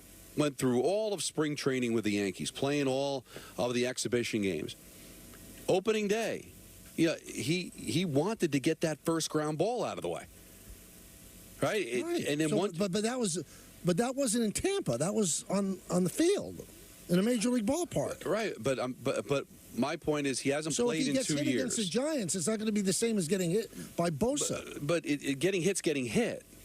No. Right? So not by Bosa, because the Giants don't have a Bosa, and they're not going to probably be playing any of their starters anyway. But you don't think that if he went out there and had a couple of really nice series, moved well, and the vibe is, wow, it's the first time we've had a chance to see him in action since he hurt that Achilles, and look how good he looked. You don't think that can maybe just boost everybody's spirits, the team spirits, the coaching staff spirits, and his own spirits to know, hey, I went out there. Now, it's not the level of San Francisco, but, it's on an NFL field, televised game, going up against a team that's trying to hit you.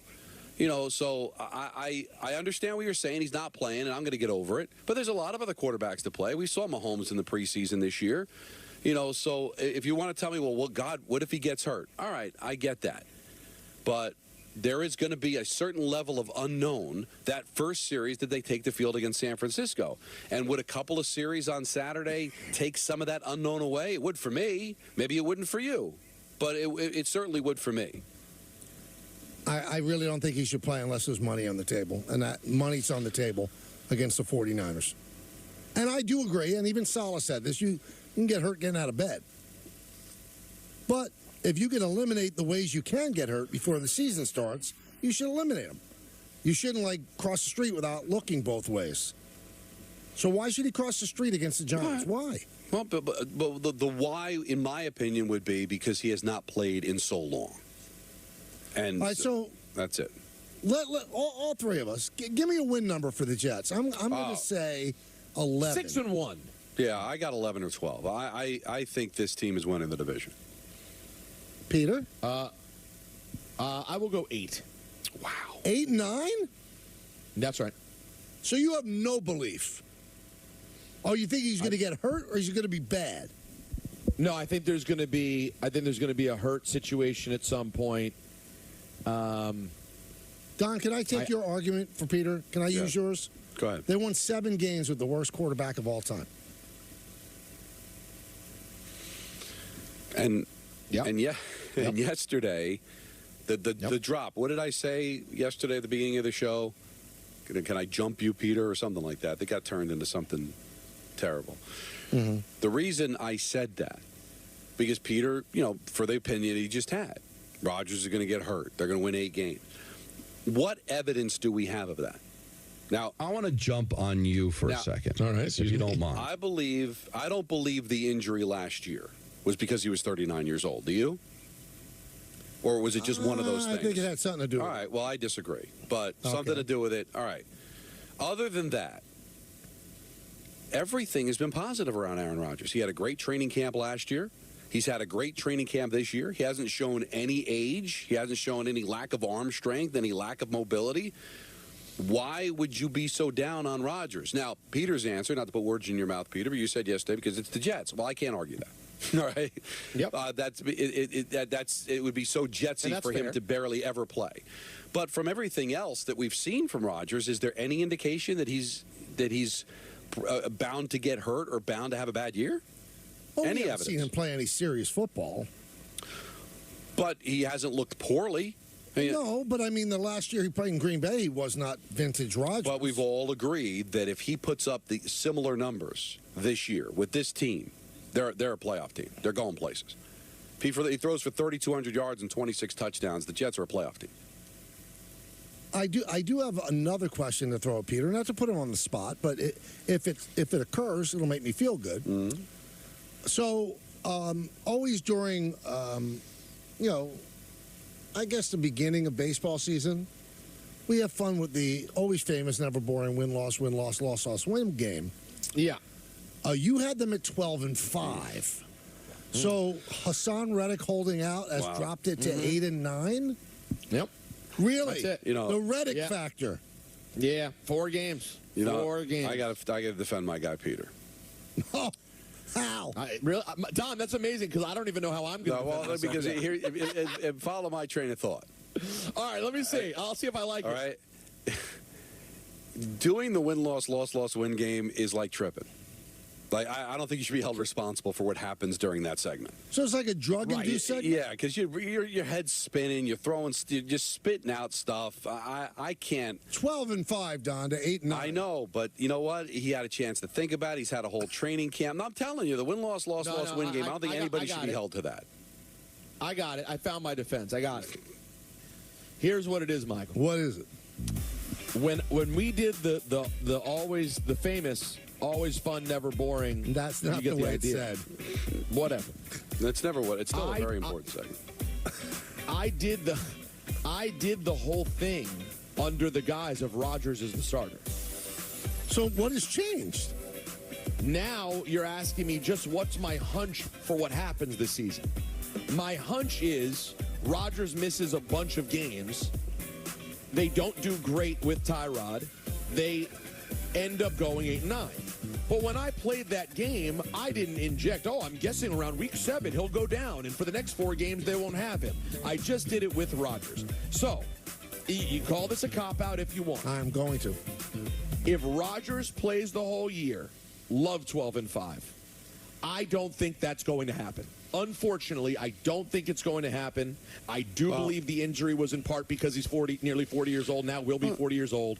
I think he'll be dinged more than once during the season, probably twice. He will miss games, and they will end up going 8-9. But Tyrod Taylor is Joe Namath compared to their backup last year. He really is. So I know. So, I mean, I still think they can manage some wins if Rodgers got hurt. And by all the way, about the Peter, timing, Don. It's always famous, never boring. But why is always famous and never boring? Like, it's just the way it's been said for years. Okay. And the way you say win, loss, loss, win. That's the order it has to be said. Win, loss, win, loss, win. Game. All right. I'm eventually going to get this. Wow. Yeah, listen, I mean, you look at their schedule. Anthony will probably come on and tell me it's the toughest schedule in the NFL. I'm looking at it, and it's not an insane schedule. And you still are limiting the 8 wins. A team that a lot of people have going to the Super Bowl. Oh, I have a brilliant idea. Let's play the always famous, never boring, win-loss, loss-loss, win game with just Tyrod Taylor as the starter. And you'd have more than 8 wins. Yeah, you would. You think? Yes. Okay, all right. Week 1 at 49ers. Loss. All right. Week 2 at Titans. Win. Why? Why are you giving that a guaranteed win at Tennessee? New coach. I'm telling you, it's a win. That's a win. Jets have the easiest schedule. No, thank you, Anthony. 4th easiest. Okay, 4th easiest. All right, home Patriots. Win. Like Tyrod. All right, they're 2-1. Home Broncos. Win. I don't know. That defense will destroy Bo Nix. I don't know, but that Broncos defense is still a good defense, too. All right. Home against the Vikings. Against Sam Darnold, win. All right, so okay. Tyrod Taylor definitely beating Sam Darnold at home. Yep. All right. So they're 4-1 now with Tyrod Taylor. Yeah. Home against the Bills. I'm going to give him a loss. Yeah, but that's an insane thing. No, why? Because he went to Buffalo and almost Tyrod Taylor with the Giants went to Buffalo and almost beat the Bills. I mean, they're going to be like the 14-0. What are you doing? They got to lose games. I'm just trying to argue. We're playing a game. I'm trying to defend my guy Tyrod. All right, well, hold on. Well, Michael and I outweigh you. We're keeping it 4-2 through Buffalo. Don't lay out. All right, Don's out. 4-2 through Buffalo. Then they go to Pittsburgh. 4-2. Win. I'm not giving them a win in Pittsburgh. That's a guaranteed win that Tyrod's going into Pittsburgh and winning. Yeah. We don't know what Russell Wilson's going to be with Mike Tomlin in Pittsburgh. No idea. You wanted to give it to the Giants last week. Well, that was a different argument. It's 5-2. What are we doing? So you have them at 5-2. Anthony has receipts. They're at the Patriots. That's a win. Patriots might go like 2-15. All right, so 6-2 with Tyrod Taylor, the Jets. Right. Home against the Texans. That's a loss. All right, 6-3 now, and then they go out to Arizona. Win. 7-3. Yeah. Home against the Colts. Well, Richardson excites me, but I'll give him a win. That's 8-3 now. Yeah, so you're already lost. 8-3. Yeah, I don't even need Rodgers. Home against Seattle. Win. New coach. 9-3 at the Dolphins. We'll give them a loss. Yep. 9-4. They go to the Jaguars. Jaguar. Win. Win. 10-4. Home against the Rams. That's got to be a win. No, that's a loss. Okay. 10-5. They go to the Bills. Second to last week of the season. Loss. 10-6. And then they're home against the Dolphins. That's a win. That gives me my 11. All right, so just for the record, they are 11-6. You think that Rodgers is good for one more win than Tyrod Taylor? I gave them 11 with Rodgers. You gave them 10. The same team. That's why this game is an acid Michael trip. actually gave them one more win with Tyrod Taylor. they just No, but what I said at the beginning of the segment, Don and I both said, I said 11, Don said 11 or 12. Yeah, Don, from May 15th, it was 10-7 for you, Michael, 11-6 for Don, 12-5 for Peter for the Jets. This is... So, you see what I'm saying? You see what I'm saying? No, we don't. We don't know why you're giving them 8 wins. But I don't know how I don't know how Tyrod Taylor and Aaron Rodgers make them the exact same team to you either. Like, Well, I mean, Aaron Rodgers should be able to get them to 14 wins, 13 wins. So I don't know if he's going to play 17 games. Now, I will tell you this. It's been a while since we played the always famous never boring. Right. Win-loss, win-loss, loss-loss, win game. Thank you for getting it right. I did forget how much of a cakewalk this schedule is. This is not a tough schedule. 4th easiest. So yeah, I probably would amend that. That's even with Rodgers missing some time, I would still imagine they're able to get to 9-8. Good for you. 10-7. Good for you. That's why we work through it, though. You see? That's so dismissive what Michael just said. Yeah, well, he's a disrespectful person. Wait, and the thing is, Don, I'm not some gas bag yo-yo. I don't just yell things. I sometimes go back. I go, you know what? I revisited the evidence. I rethought some things. How was I dismissive, Donald? Good for you. What did he say, Don? Good for you. I said good for you. That's a dismissive phrase. Oh, I didn't mean it that way. I apologize. You use words as tools, as weapons. So the apology should mean something. He never said I'm not that. Aaron Rodgers. I can say I'm sorry. I was wrong. I'm not Fonzie. Wow. Okay, well, I accept your apology. Hey, it's time for weekend weather. Yes. Brought to you by Grand Marnier. Visit grandmarnier.com to learn how to take your summer cocktails from ordinary to unforgettable and live grand. Hey, looks like a nice weekend. 83 degrees and sunny tomorrow, and 84 and sunny on Sunday. The 83 degrees, it's so important for me, Don. You know why? What's that? Suit and tie on the field, introducing everybody to Old Timers Day. It's usually I'm very close to passing out. The suit gets soaked through. Who are they honoring in the Old Timers Day? The 2009, the last championship. Oh, the 15 years. But they won't play.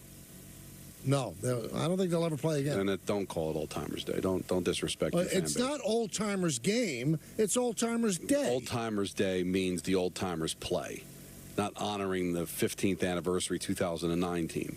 It's disrespectful to the fans. Show some class. And nowhere do they say Old Timers game. No, but we know what it means. We know what Old Timers Day means. Come on, Michael. I know you're in a tough spot. I'm not. I'm not Bad in a tough job. spot. If you ask me, in a perfect world, would they play? Yes. But do we live in a perfect world? No, but don't call it Old Timers Day. And also, do you really want older people to play and then, drop down and suffer an injury? Is that what you're looking for? Would that make you happy?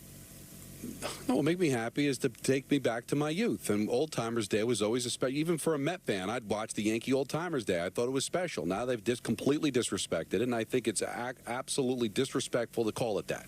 Call it 2009 Day. Chris Kirchner, who covers the Yankees for The Athletic, reporting that DJ LeMahieu took a ball to the face during warm-ups, and he is down in pain, and he's being examined by the Yankees training staff. That ball was thrown by Ben Rice. No, I'm only kidding. Oh, wow.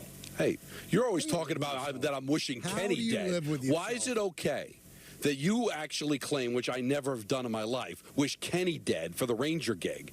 But then I kind of joke about Ben Rice throwing a ball at DJ, and oh my God. What did I say about Kenny? You always bring up that I'm wishing some ill on Kenny so I can get more games. But that, I don't know if you realize, and I think you've known me 23 years, that's just lighthearted humor. Well, that's regular. You're just saying Ben Rice fired a ball at DJ LeMahieu? But what kind of sick person says stuff like that? Peter, is it any different? What kind of sick person says that I would poison Kenny's food? These are all things that you've said.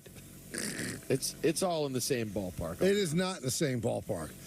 Don gets upset because I actually listen to him. Do anything for good radio. Don poisoning Kenny is funny. Ham's not funny. Ham sandwich is funny. So see the difference? So me saying that Ben Rice threw the ball's not funny? No, it's hurtful. The line is too close. I know you would never do anything on tour to get a job. Ever. Ever. You know, when you're running into issues like this, Peter, you know what? You need better help. You know what, Michael? I am sorry.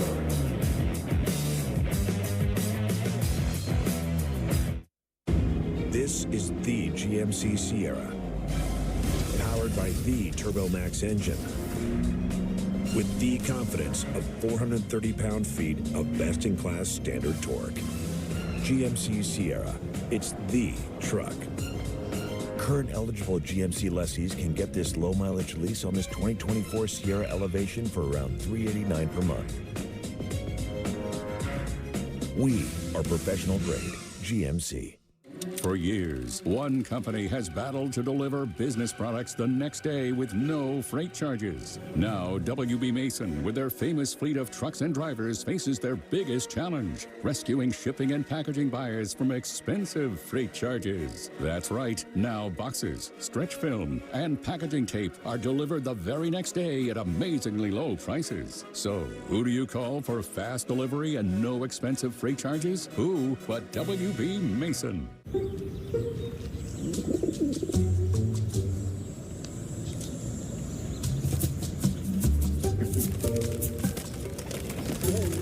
Not every decision you make will be as good as getting a Volkswagen at the Savvy VW Summer Sales Event. 2024 Volkswagen models cost less to maintain than Honda. Get 1.9% APR financing or a $2,500 customer bonus on a new 2024 Tiguan. This is New York.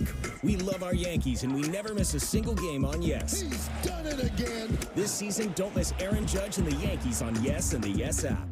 Tomorrow, celebrate the 15th anniversary of the Yankees 2019. The New York Yankees have reached the pinnacle of the baseball world. Watch as Derek Jeter, Mariano Rivera, Hideki Matsui, and other Yankees legends take part in the Old Timers Day Special. Coverage starts tomorrow at 11:30 on Yes and the Yes app.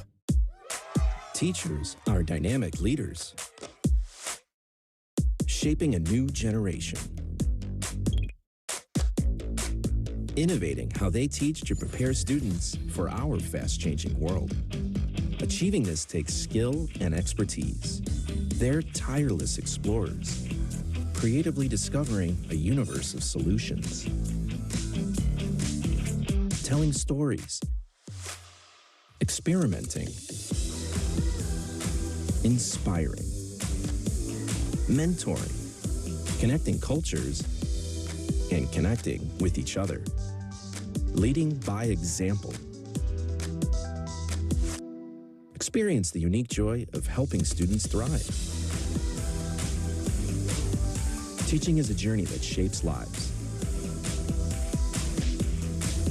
Are you ready? Explore teaching at teach.org.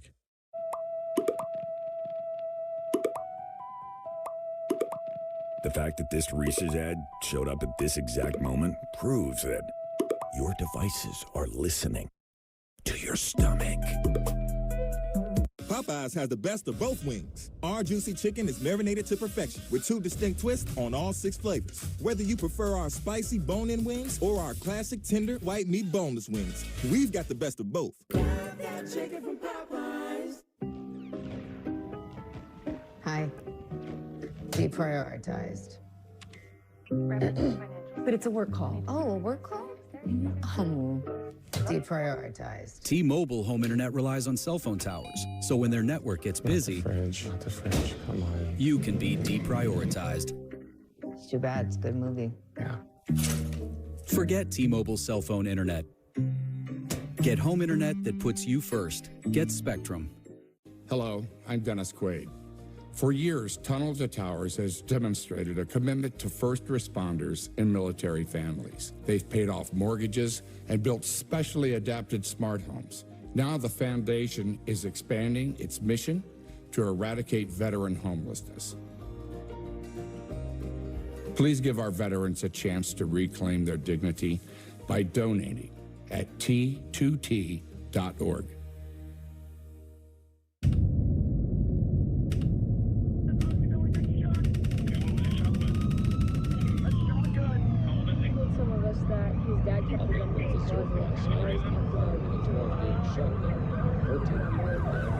I was diagnosed at 65. 37. Earlier than most. Every 9 minutes, someone is diagnosed with Parkinson's disease.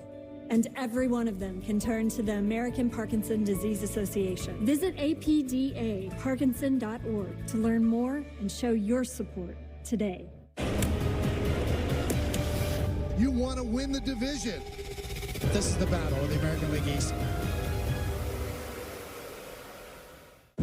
This is New York. When the action heats up, we know how to get loud. Fact is, we love our Yankees, and we never miss a single game on Yes. He's done it again. The captain, Aaron Judge, is must-watch TV. The show continues. This season, don't miss Yankees baseball on Yes and the Yes app.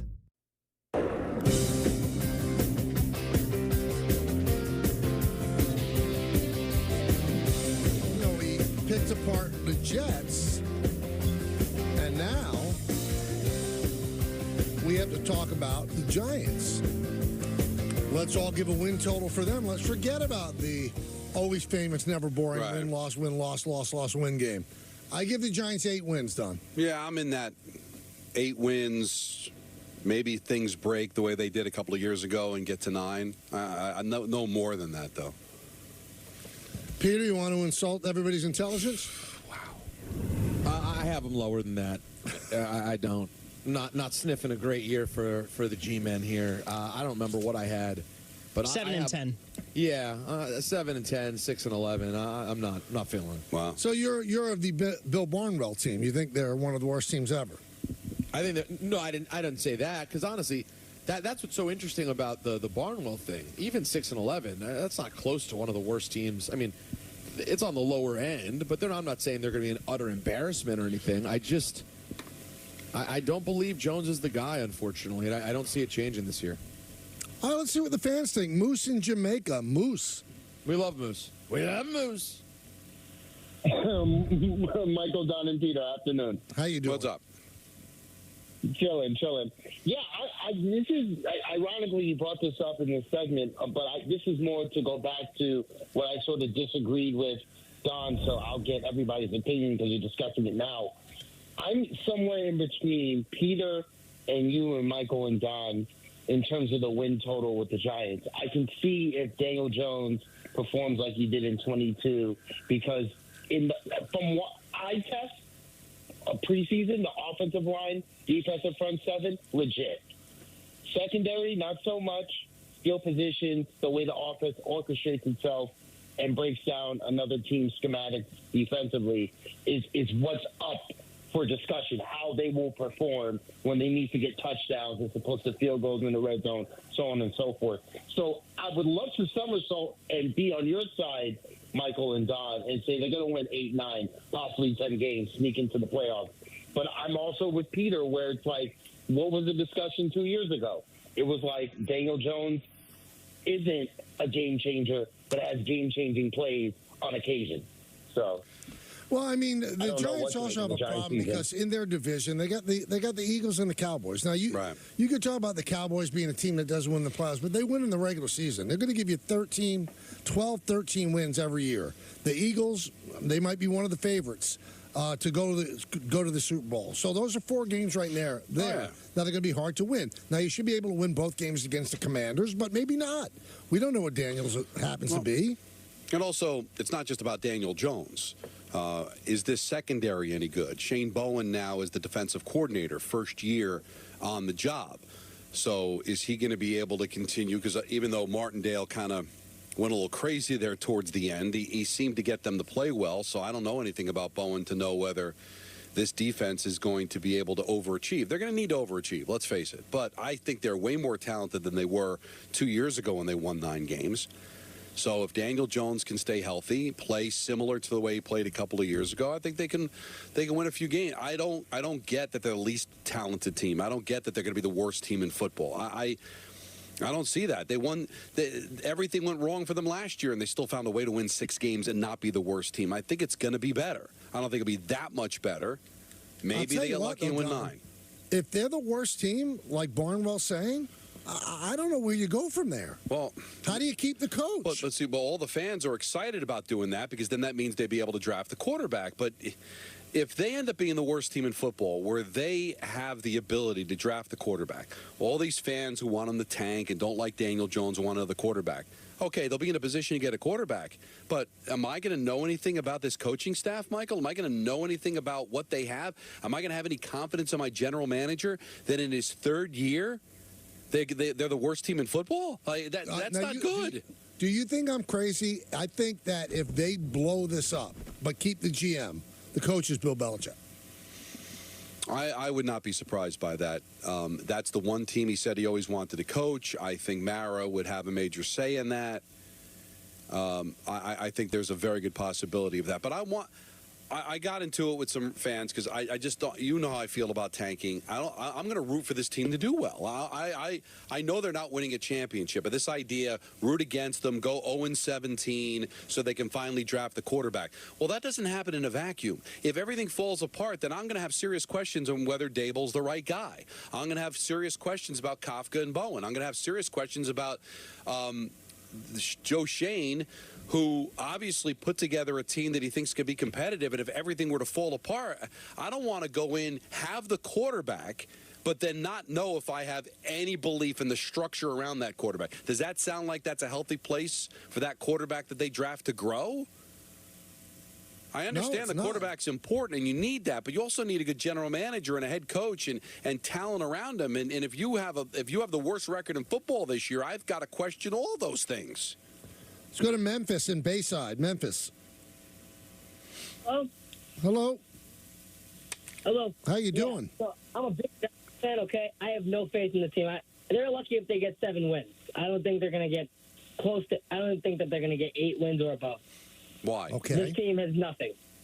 Well, you can't say they have nothing. They have a pretty good defensive front. Who's he talking about, the Giants? You're talking about the Giants, right? Yeah, they can get they'll get maybe 6 wins. That's all. Yeah, but when you say they have nothing, you're eliminating Lawrence and you're eliminating Burns and Thibodeau. How's that nothing? Look at what they did last season. Daniel Jones. I bet you they hired him from Walmart. You'd think I do better. I don't even play football, and I think I do better as a quarterback. That's a great call, Memphis. Enjoy your weekend. Thanks for the call. They won 6 games last year. If you want to base everything on Daniel Jones, okay, you can make an argument. But don't tell me there's no talent there. But Daniel Jones won 9 games 2 years ago. Again, I am not going to sit here and tell you that he's a franchise quarterback or they're winning a Super Bowl with Daniel Jones the way he has played in his first 6 years. But, I can do better. Memphis, you know what? Get a real name. He's the guy yesterday, he said his parents named him for Gone in 60 Seconds. Whew. Right. Tell you, that family structure is solid. You just made that happen with the phone call. He was gone in 60 seconds. He was gone in actually less than 60 seconds. He was conceived while his parents were high.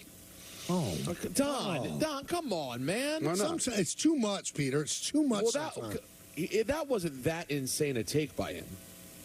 That he could play better than Daniel Jones? He could play better than Daniel Jones? That's not insane? I don't think he's being... Well, maybe Mindy and company were high then, too. How can any of us play better than the worst quarterback in football? If he's being literal, well, you know what? Then it's crazy. I didn't like him. And you know what? Why can't I express that? I have a piece of this show, right? Yeah. What we got? Am I going to offend Memphis? I'm sorry, Memphis. I apologize. You didn't like him? That's so harsh. No, I don't like him. What?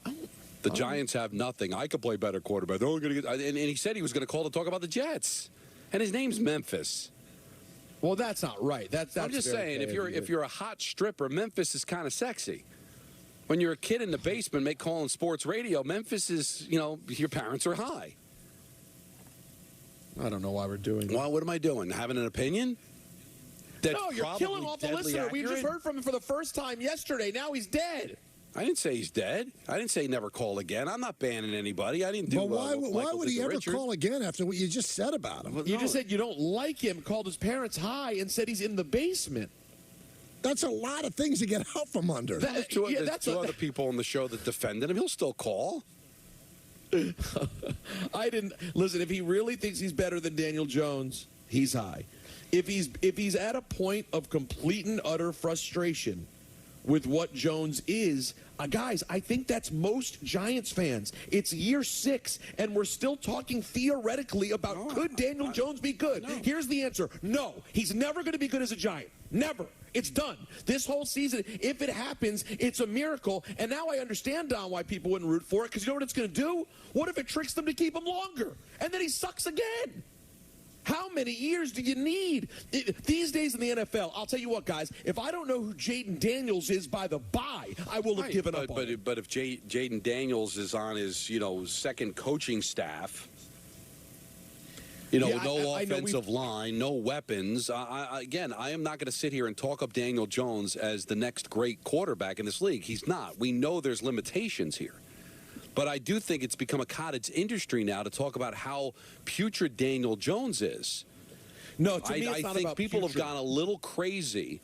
I don't think he's a franchise quarterback. I don't think you're winning a championship with him. And that's why, it would be nice to see if they can find another quarterback. But I'm not going to sit here and root to go 0-17. I'm hoping they can get something out of him. Well, that's fair. And I agree. But you can. But I don't think these things are mutually exclusive. You can feel how you feel, Don, and not be wrong, and also know that in this version of the NFL, I'm done with that. There's no such thing as a game manager anymore. There's no such thing as he's pretty decent. Right. Yeah, you're right. Maybe you could get something decent. You know what, Don? If everything goes about as well as it could go this year, honestly, what do you get for Daniel Jones? A third rounder? Oh, I don't know, but can we actually see this guy play healthy, play with a solid offensive line, play with some weapons? Because they won 9 games. They didn't have any weapons. They weren't that great of a team. Well, you wouldn't get anything for him, Peter. Yeah, you're not getting anything. Nobody's going to trade for a guy making $40 million a year. You're going to have to release him. Right. So, sorry. But you said you hope to get something. I think you used the language, hope to get something. He wants to see him perform. I want to see him. You mean just get something out of him? I know Giant fans are hoping he bottoms out so they don't have those next 2 years kick in. But is it so wrong to think that there is the possibility that he can play well, the last 2 years of the contract kick in, and I go, you know what, for $40 million, I got myself a pretty decent quarterback. Then you don't think there's any chance that he can play at or exceed the level of $40 million a year? That's not a lot of money to pay a quarterback, right? So is it possible that you could actually get $40 million out of him with the right offensive line and the right weapons, where you go out there, you win 9-10 games? What you're suggesting is it could happen, and it would mean you will be a mediocre team for the next 3 years. Well, take advantage of their exclusive offers on retired courtesy.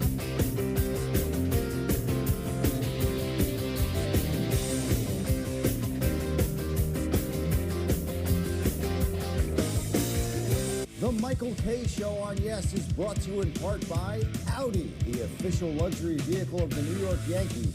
Visit your tri-state Audi dealer today.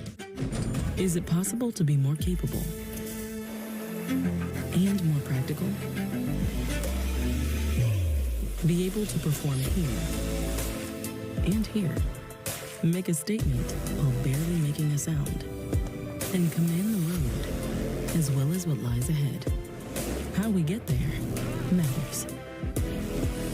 Get exceptional offers at your local Audi dealer.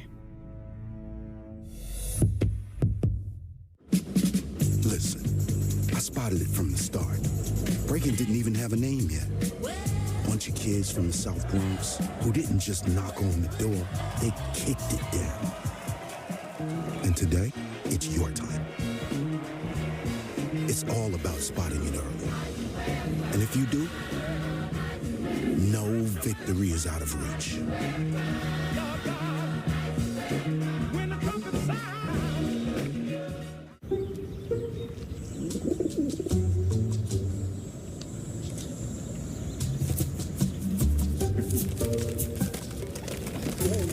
Not every decision you make will be as good as getting a Volkswagen at the Savvy VW Summer Sales Event. 2024 Volkswagen models cost less to maintain than Honda. Get 0.9% APR financing or a $3,500 customer bonus on a new 2024 Atlas or Atlas Cross Sport. Feel October in the air today.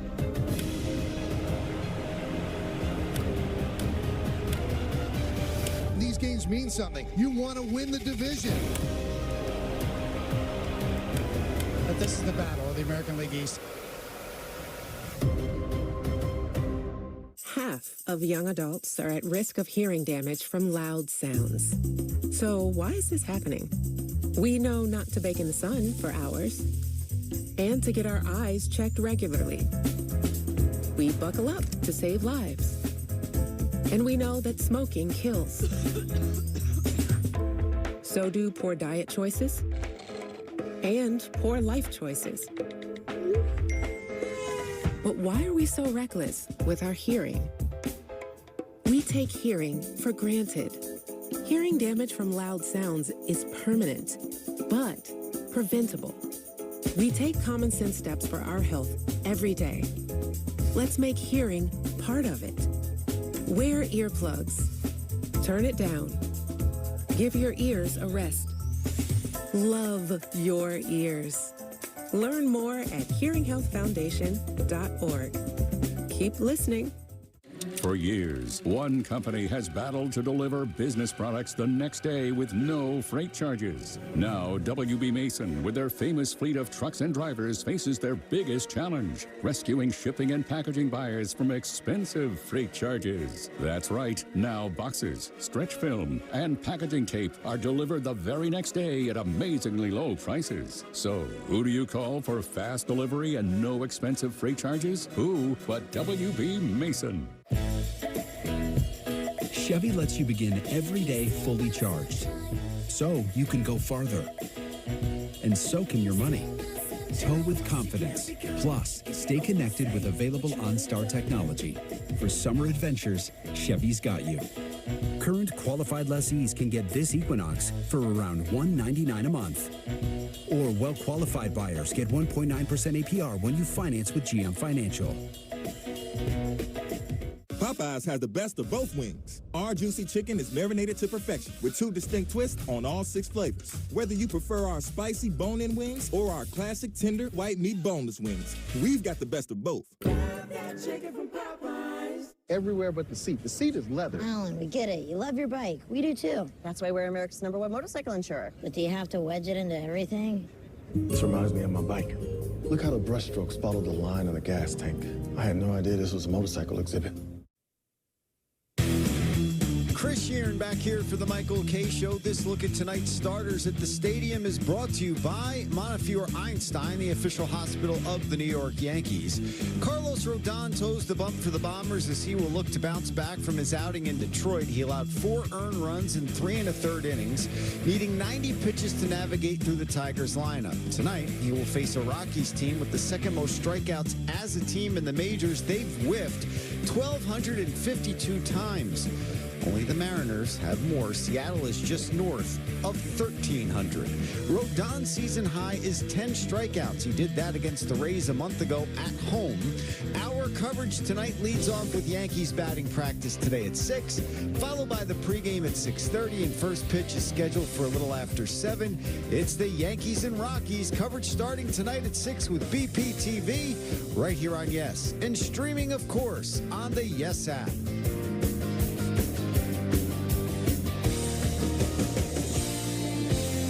That's the Gordon Damer song.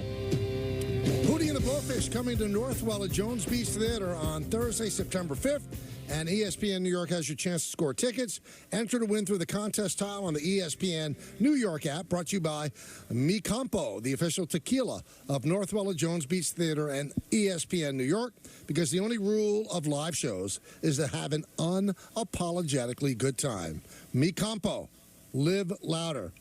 Don, Peter, I got to tell you. What's that? All right. So after the game yesterday, joined you guys on the show. After the show, get in my car, drive home. Mm-hmm. All right. And I'm listening to Gordon and Larry.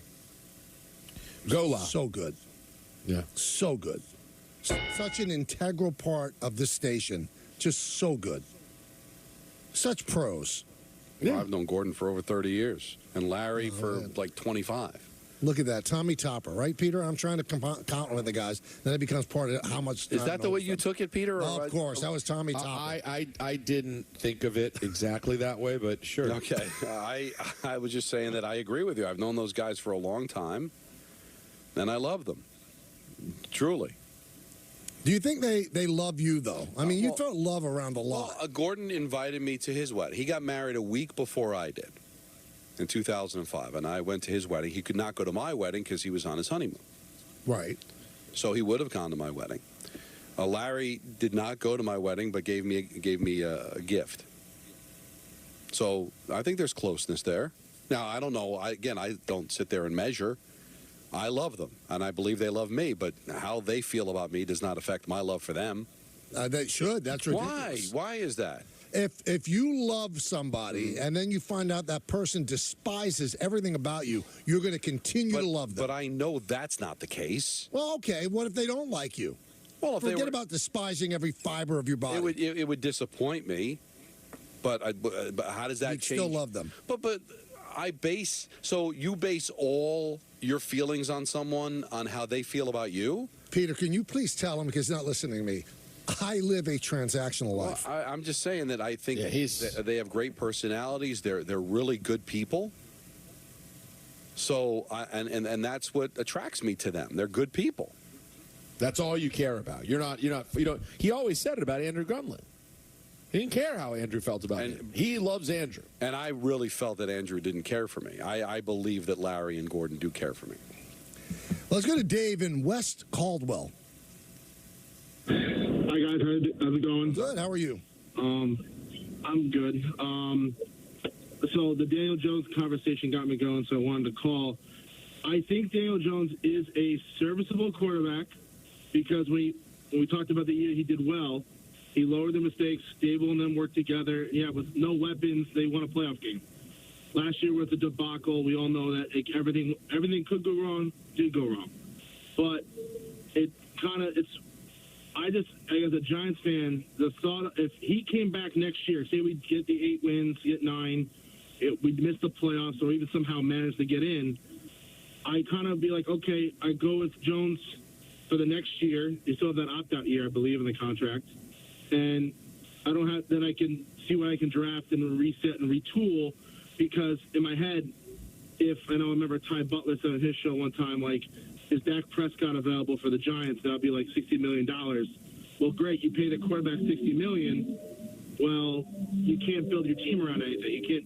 What else do you have left? Like, I don't know what the financial situation is of the team, but I think Jones, with the weapons and coaching, and obviously the ball has to bounce the right way, I think he could do something. But one thing that I would say, Dave, when you're saying you can't build a team, other teams are finding a way to do it. I mean, you're going to have to pay quarterbacks $50-60 million. You're going to have to figure it out. I'm not saying that I wouldn't give Dak Prescott $60 million, and thank you for the phone call, but you can't say, well, they couldn't do anything else. You know what? The Bills are paying a lot of money. The Bengals are paying a lot of money. They figure it out.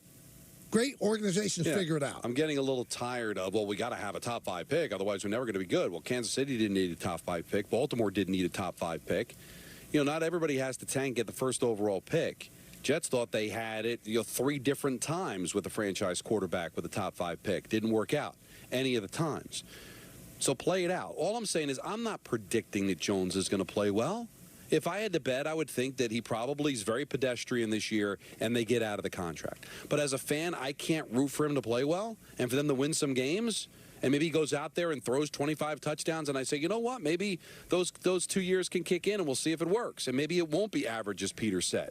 Now, again, I'm not going to bet that, but that's what I'm going to root for. Instead of just throw the season away, be terrible, draft a quarterback, and then have questions about my GM, my head coach, the talent around him, and also major question marks on whether the quarterback they draft is any good. So why can't I just ride and hope that this ends up being a fun season? I gotta root for 0-17. But Don, don't you? I mean, Michael, don't you feel when Don says this? I hear what he's saying, and I don't think you should root for them to be terrible. I never go into a year. I always hope for the best. But Michael, don't you feel me that in some ways it's also sort of rooting for continued mediocrity? If it's just enough for everything to stay afloat. But I think we're parsing words here. I don't think Don's going to sit there in front of his TV and hope that they lose games. But if they lose games, he's going to understand the positivity toward that. If they finish 2-15, it could end up being a good thing. If they go 8-9, it's probably. I hear what you're saying, Peter. But that's probably the worst thing. That's what I'm saying. Could anything be worse for them than hovering in the middle? Honestly, I don't think. Let's say he duplicates, stat-wise, what he did 2 years ago. 15 touchdown passes, runs for 7 more, throws for 3,000 yards. The Giants sneak into the playoffs. I'm not sure that I'm going to keep him. Because that's what you're saying. And that means I'm signing up for that the next 2 years. Because I don't want to see that because he's got weapons now. But if all of a sudden he goes from that 15 touchdowns to throwing 23 and runs for 10 and throws only 5 picks and the Giants win 9 games, then I'd be like, maybe we're going somewhere. He's finally got an offensive line. He finally has some weapons, another year under his belt with Dable, who's a quarterback whisperer. I want to see where that plays out. But, Peter, if it ends up being average and they sneak into the playoffs on a fluke and his numbers are pedestrian, then I think they'll probably go in another direction, even if they do win 8-9 games. You're probably right. And in that case, I'm definitely on board with you. Yeah. As long as it doesn't mean that you just kind of continue trying at the same thing, then I'm fine with it. Hey, soak up end of summer savings at Bay Ridge Mazda. Get 0.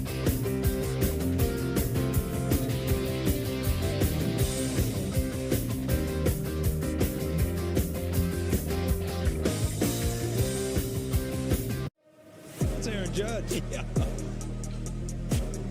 Sometimes you get the feeling you're watching a Hall of Famer right in the middle of his prime. The captain is rolling. They're going to need a longer tape measure. A monster blast. See ya. Wow.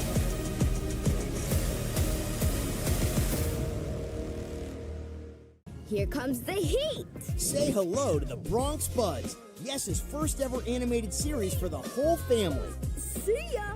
And the crowd goes wild! Now streaming. Join Riv, Bash, Oscar, and the rest of their gang for a baseball adventure around the Big Apple. Bronx Pride is on the line. Hexclad presents Bronx Buds. Now streaming. Exclusively on the Yes app. Brought to you by Hexclad. Mwah. Magnifico. One deserves the fastest, most reliable internet speeds, regardless of where they live. That's why Spectrum offers the fastest speeds in more neighborhoods than any other provider. Switch to Spectrum Internet for only $49.99 a month. Call 1-866-895-3521. With Spectrum Internet, you can power all of your devices to enjoy streaming, video chatting, and gaming. I rely on Spectrum Internet. You should too. Call now. This is you, and this is your first hunch of the season. It's parlay time. With FanDuel, a 3-week free trial of NFL Sunday Ticket from YouTube TV will give you many more. Buffalo. It's Broncos time. Psst, I'd take the over. And you can easily act on whichever one speaks to you. Eagles, Browns, Broncos, Bills. They all look. And make every moment more. New customers bet $5, get $200 in bonus bets. Plus, every customer gets a 3-week free trial of NFL Sunday Ticket from YouTube TV. Only from FanDuel, America's #1 sportsbook. Is it possible to be more capable and more practical? Be able to perform here and here. Make a statement while barely making a sound. And command the road as well as what lies ahead. How we get there matters. Get exceptional offers at your local Audi dealer.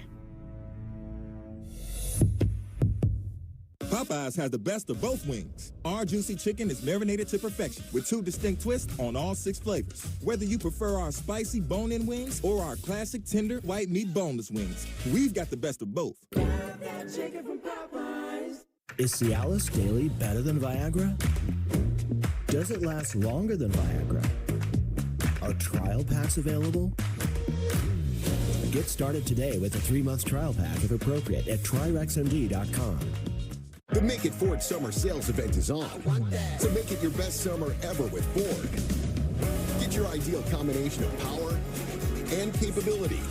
And experience hands-free highway driving technology with Ford Blue Cruise, available on select vehicles. It's the Make It Ford Summer Sales Event, so make it yours. Make it now. Returning lessees can now lease a Ford F-150 for just $299 a month for 24 months, only at your local Ford stores. Tomorrow, celebrate the 15th anniversary of the Yankees 2019. The New York Yankees have reached the pinnacle of the baseball world. Watch as Derek Jeter, Mariano Rivera, Hideki Matsui, and other Yankees legends take part in the Old Timers Day Special. Coverage starts tomorrow at 11:30 on Yes and the Yes app. This is New York. When the action heats up, we know how to get loud. Fact is, we love our Yankees, and we never miss a single game on Yes. He's done it again. The captain, Aaron Judge, is must-watch TV. The show continues. This season, don't miss Yankees baseball on Yes and the Yes app. What better way to ease you into the weekend? A little dose of TMKS. That's what you're doing. Oh, yeah, baby. Got the Yankees and the Rockies. When the Yankees and the Rockies get together, throw away the records. It could have been 07. It could have been. Yeah. It wasn't. It didn't happen. Well, you got the Yankees and the Rockies beginning a 3-game set. Tomorrow's Old Timers Day at Yankee Stadium. No, it's not. Old Timers Day, not game. Old Timers Day. Also, the Yankees made an announcement that Will Warren's starting tomorrow. And when you think Old Timers Day, you think Will Warren. He's going to start for the Yankees. Marcus Stroman is going to be moved to Sunday. So that's Rodon tonight, Will Warren, and then Marcus So Stroman. what's that behind? What's behind that? Just to give him an extra day rest, I guess. See. They probably could use it. And then, you have Warren replacing Heel in the rotation. Now, if I'm not mistaken, Michael. You never are. That 07 Rockies-Red Sox World Series was the Alex Rodriguez opt-out series, right? 07. Yeah, I think you might be right. Alex is going to be at Old Timers Day tomorrow? Yeah, don't worry about bringing your bat. You're not going to need it. Well, let me ask you a question, because I'm curious. When I introduce him, Yes. Yeah. What type of hand? Oh, big hand. I mean, really big. Yeah, I think so. Seriously? You think really big? Yeah. Really big. Like, no doubt in your mind. Well, I think everybody's over it, man. He's on Fox, baseball coverage. I think Yankee fans remember him fondly. Because I don't think him being more visible or being on national TV affects people very much. Not Yankee fans. I think it's more about, has enough time passed where they just, here's how I look at it, Michael. We've developed by Yankee standards, such a championship drought. Right. That to me, what it's about is has enough time passed where they really just appreciate all the key people from 2009. Yeah. And since all the other people have been loved by their teams and they don't get ridiculed all the time, why would they hold a grudge against Alex? Yeah, and he's come a long way. If you go back to the controversy and the lawsuit, if I told you him even going to Old Timers Day or even being invited, you would say, no, that's never going to happen. So, listen, I won't go as far as to say they'll retire his number or he'll end up in Monument Park, but I do think that the fans will be forgiving. To even Peter's point, the longer they go without a drought, that 09 team is going to be held in a very high regard. And I just think a lot of fans are just over the whole PD stuff. I mean, I just think... I think there's a lot of older fans that probably will boo, but I think there's a whole generation of fans that still love him. And I don't even think, let's say 09 doesn't play into it. I think that what time has allowed us to do is take a look and go, wow, this guy was unbelievable. Now, how he got to unbelievable, that's anybody's guess. You could make any assumption you want, but the guy had 3 MVPs and 696 home runs. 2 of the MVPs with the Yankees. And I think that distance has allowed people to take a look and go, he's one heck of a player. Now, I'm going to tell you another thing. Getting to know Alex as I've gotten to know him over the last, however many years, he will be hurt if he's not received warmly. Yeah, I get that. Now, he'll shake it off. It means the world to him for him coming back. Well, and the reason I bring up, his work on Fox and ESPN is that, doesn't that help you as a Yankee fan get over it? Like, everybody else has gotten over it. Like, nobody else hates the guy. Like, Barry Bonds is only loved in San Francisco. Right. Because he's their guy. But he's a pariah everywhere else. And never won a World Series. Never won a World Series, but everywhere outside of San Francisco, he's looked upon as a bad guy. Yep. But, Alex Rodriguez has been forgiven by baseball. He's been forgiven by everybody else, and he seems to be beloved. Whenever we had him on, Michael, right, the ratings would spike. People were interested in what he had to say. So, listen, are there probably some old curmudgeons who are disgusted by the fact he's a PED guy or whatever? But you know what? His only championship was with the Yankees. It's the last championship the Yankees won. He certainly contributed to that victory, maybe not to the level of Damon and Matsui, but certainly was a contributor to it. I think he's going to be received very well. Now, I didn't even know this until I read a story in the Daily News. A lot of fans have asked me this. Well, what about Brett Gardner? I don't know if I was too close to Brett Gardner a lot, but he doesn't even return phone calls. He is not going to be here. He has not even returned any kind of entreaties from the team. So what is the issue? Maybe he didn't like the way it ended. Maybe he thought he had more time. But I really believe that if he did show up, he'd get the biggest ovation of anybody. Not more than Jeter, but it would be big. Well, I get it, but I just think fans really, really loved him. I agree, and I think it's almost like when Yogi wouldn't come back because of his feud with George. It hurt Yogi because I saw how much it meant to him when he did come back. And to not get the love and have the fans show their appreciation for you, I don't know if there'll ever be a thawing for Gardner. But think about it, guys. This is the 15th anniversary, and he will not even answer any kind of invitation, according to that story in the Daily News. This is where the quote was, "It's 0-30." He does not even respond. Now, I understand it's an awkward conversation, although it's not like Brian Cashman's calling him. Right. All right. So if you're mad at the organization, you're probably mad at Brian because you wanted to continue to play and you didn't play for the Yankees. But you're getting a phone call from the front office or somebody, and the only people you're depriving are the fans. The fans, that's why you go. You don't go because of the Yankees, or you don't go because you were asked by you go because the fans love you. They're honoring the 15th anniversary team. You were a part of that. So why hurt the fans? The biggest star in baseball is Aaron Judge, who loves Brett Gardner. He lived with Brett Gardner his rookie year, lived with Brett's family. Yeah, I think he doesn't get it. He thinks he's sticking it to the organization by not going. That's not. The Yankees aren't going to blink that he's not there. But the fans are, and that's who's being deprived of this moment.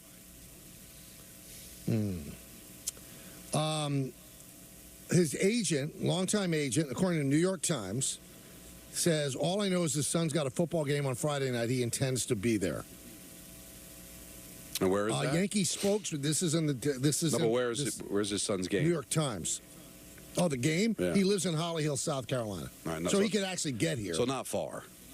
The Yankee spokesman said that Gardner has not responded to messages from the team since his playing career ended after the 2021 season. The spokesman added that Gardner had made it known that when he was done playing, he would be staying out of the public eye. Gardner did not immediately respond to a request seeking comment from The Athletic. He has not been back at Yankee Stadium since the end of the 2021 season. I just think he's got to get over it. The fans don't deserve that. He's too popular a guy, Michael. So, I mean, his agent is saying his son has a football game, right? Yeah. Okay. Your family's more important than anything. But let me ask you this. Why wouldn't you answer the Yankees? Right. Why won't you return a message from the Yankees? See, that's why you're not really, now you're kind of half-assing it, right? You're not even owning it because... Right, so, yeah, his agent's saying it's because of your son's football game, but then why don't you answer the Yankees and say, yeah, I'd love to come, but, you know, my kid has a football game. And your kid's game is on a Friday night. You get the first flight out, the next morning and be there. Or if you can't be there, you can still talk to them. So which one is it? It's maybe it's his agent trying to do damage control because his agent gets it.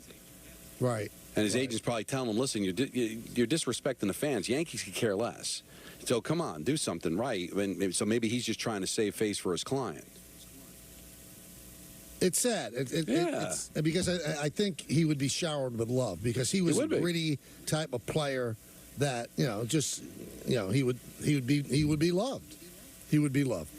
1-800-919-3776. Mets and the Padres tonight. So they win last night. Bullpen did great. Vientos had a big game. The Padres, one of the teams in front of them. Braves beat the Phillies. The Braves have Chris Sale going again, going today. Boy, if I'm the Red Sox, am I chapped? He couldn't stay healthy with the Red Sox. They're paying most of his salary to pitch for the Braves. And you know what, Don? He's going to win the Cy Young Award. So you would assume that the Braves win tonight. The Mets have to keep winning games. But I think splitting in San Diego is the old proverbial kissing your sister. What does it really do? You're not gaining any ground. No. You need to win 3 out of 4. I know you need to, but also it depends on what the Braves do. Now, I don't expect the Braves to lose tonight. I don't expect them to lose a series at home to the Nationals.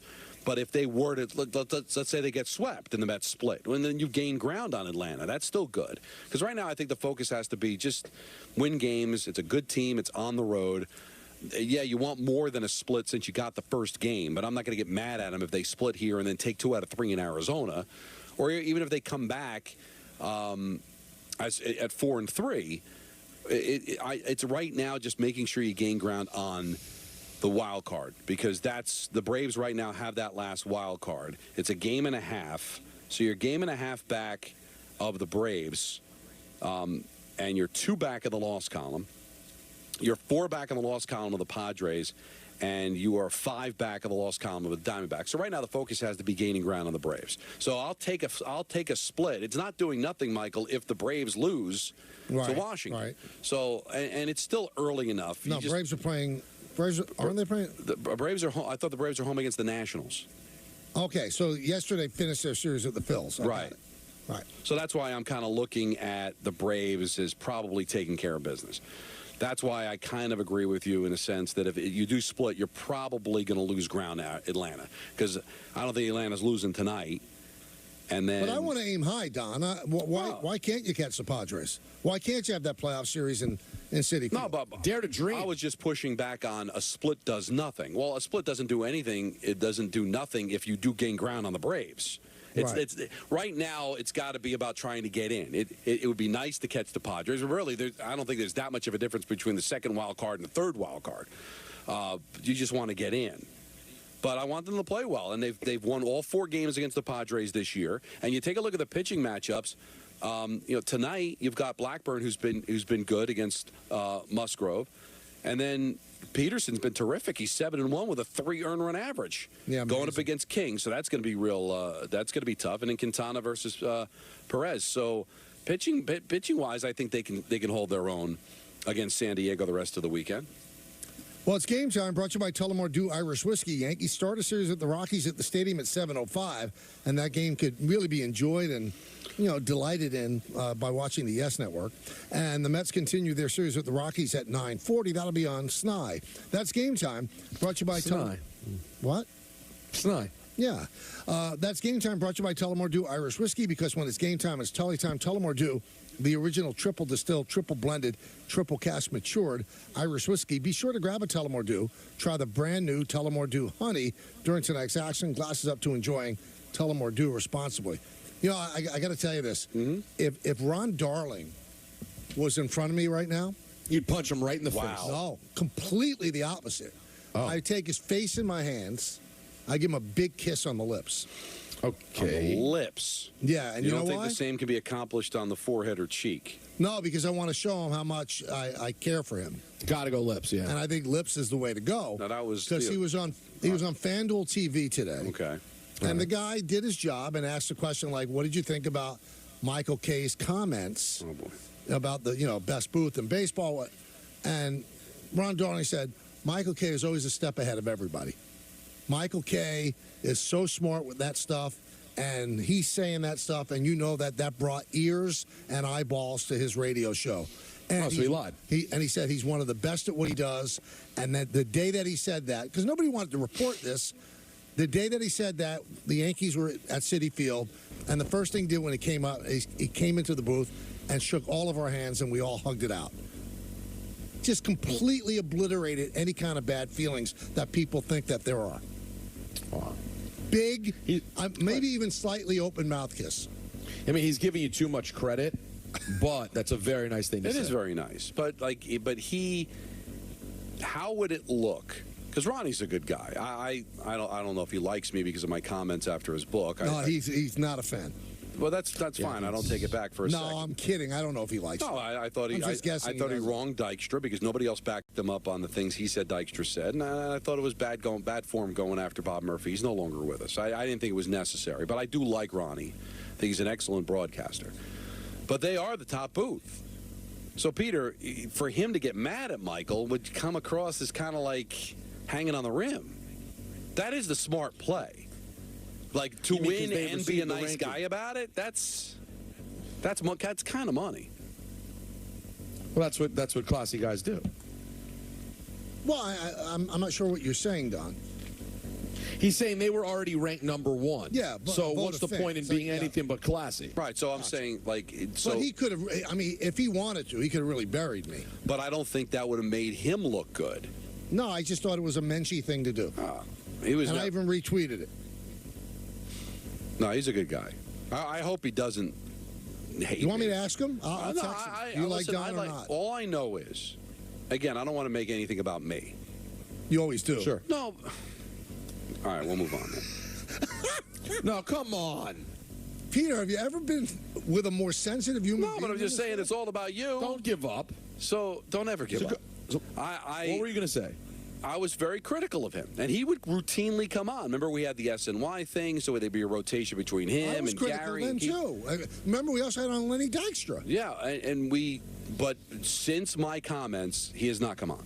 So I don't, maybe it's just a coincidence, or maybe he just doesn't want to. I don't know, but I'd like to know. He knows me. We hung out at the what anniversary was? I guess the 30th anniversary of the Mets' '86 win.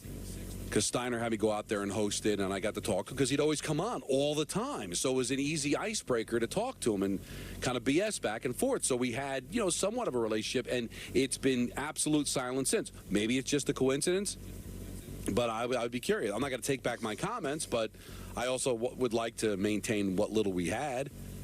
I'll make it work. You don't worry about it, my friend. I never want you to worry. Anything that Uncle Mike could take away any kind of angst from you, Well, I'll it's do. not angst. It's just curiosity. All right, I want to take away curiosity. Craig in Hoboken. Craigie. Hey, Mike, long-time listener. Happy to finally get through to you guys. How you guys doing? Good. Oh, great. Thank you for calling. So I'm a longer-time Yankee fan. Before I get to that, I just want to say, does anyone bring up the joy they get when Don gets aggravated? Because it's very exciting. I think it is, too. For me and Peter, it's very exciting. Just to see somebody look like they're about to lose their life. It brings a smile on my face. Yeah, it's great. Cool. Anyway, we were talking about the Yankees before and Gardner and stuff. I've been a huge Yankee fan my whole life, 38 years old. Gardner never did it for me. I mean, when he was a young player, there was potential there to steal 70, 80 bases a year, and then they stopped running with him. I don't know what happened with that. They stopped playing small ball, obviously, because the Yankees play the numbers game. And I don't know, he's a very average player. He should be very happy with the Yankees. He probably shouldn't have been back the last 2 years with the Yankees. But let me ask you one thing, Craig. I'll let you finish your point. Since Gardner left, how's it working out in left field? It's been a bit of a mess, but honestly, I have worse things to say about cash mittens. So that's a whole nother problem. Okay. I just don't understand the love for Gardner. That's my thing. Okay, but I mean, if he came back, you don't think he'd get a nice hand tomorrow? He definitely would. He definitely would. I wouldn't go nuts. I probably wouldn't stand up, but he would get a nice ovation for sure. The one thing about him, Craig, and we thank you for the phone call, is this. Guy played hard. Yeah. Guy was a homegrown Yankee, played hard. Gave it his all every single time he stepped on the field. Fans love him. I mean, I think that fan's in the minority. I really do believe he would get the second biggest ovation behind Jeter. Well, wait a minute. I mean, I can't let that just stand. Let me give you some of the names that are going to be. Okay. Bernie Williams, Joe Torre, the manager of that team, Joe Girardi. I'm just picking out some names that would get big. Johnny Damon, not getting A-Rod. He's not. Yeah. Posada. CC Sabathia, Matsui, Posada, Pettit. Come on, Don. No, listen. I'm Don, you might have. Hey. Take a step back. No, wait a minute. Mariano. I mean, those guys are routinely at the stadium. Peter. Those guys were honored. What was last year's thing? Because they have like some sort of an anniversary thing. So when they have the 25th anniversary for the '96 team, like those guys. So you're saying because it's Gardner, if it's Gardner's first time back, he would outrank some other people by far. I think he would get a monstrous ovation, and the only one I think that would get better would be Jeter. No, I think you're wrong. All right, well that's fine, but I have an opinion. No, okay. And I think that guy's in the minority. Sit down there and politely clap. I mean, Brett Gardner is really loved by Yankee fans, but Pettit, Posada, Sabathia, Posada's a tough A-Rod? one. But this is honoring the 09 team, and I think of the 09 guys. Well, all those guys I just named were on the 09 team. I know, but they were also on other championship teams. What about the fans' love affair with Nick Swisher? Right. And Teixeira? No, the warm and fuzzy feeling. That's another one. Teixeira's not coming. Why not? I don't know. Somebody told me he has a previous engagement. Here's what I don't get. I'm not going to... Everybody has individual things. I can't get inside their family life. So, Gardner hasn't even returned any kind of entreaties from the Yankees, but his agent says his son's having a football game Friday. You could take a private jet up on Saturday. But he's not answering the Yankees' invitation. But from what I've heard, Teixeira just had another appointment. Just the 15th year anniversary of the only championship that you won. Yeah. Really? You can't clear your schedule? That means there's problems. Well, or are they really like upset they're not getting a chance to play? Maybe they get excited. Oh, it's Old Timers Day. Oh, you're just going to wave my cat? No, I'm good. Don, I'm good. I don't think that has anything no chance. to do. That's.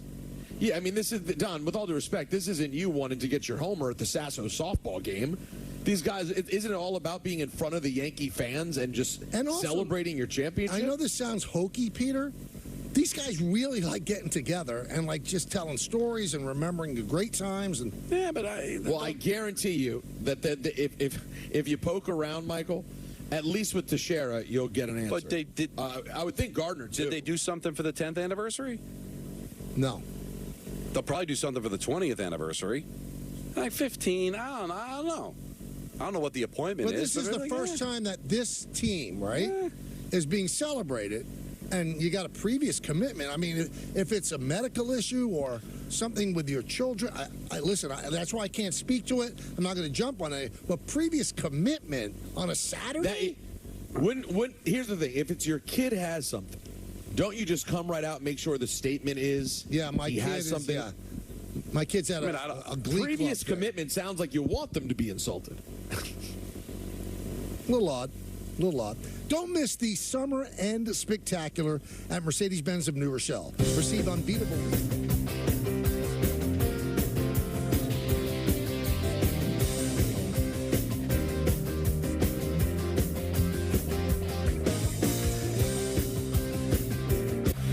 The Michael K. Show on Yes is presented by Untuck It.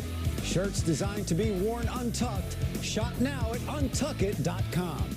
You know, when I take the bike out like this, all my stresses just melt away. I hear that. This bad boy can fix anything. Yep, tough day at work. Nice cruiser sorts you right out. When I'm riding, I'm not even thinking about my painful cavity. Oh, you shouldn't ignore that. And every time I get stressed about having to pay my bills, I just hop on the bike, man. Oh, come on, man. You got to pay your bills. You don't have to worry about anything when you're protected by America's #1 motorcycle insurer. Well, you definitely do. Those things aren't related, so... Oh, that is a vibrating pain. At Domino's, we take quality control very seriously. So now at our stores, we have a quality captain. Someone who isn't afraid to demand perfection. Topping distribution, horrible. Okay, next. That's 1,000,000% no. Noted. It's a definite yes. Now, get it in the oven. We're holding your pizza to an even higher standard with quality captains. Don't forget the dip cup. Thank you, Simon Cowell. Now at Domino's. Chevy lets you begin every day fully charged, so you can go farther. And so can your money. Tow with confidence. Plus, stay connected with available OnStar technology. For summer adventures, Chevy's got you. Current qualified lessees can get this Equinox for around $199 a month.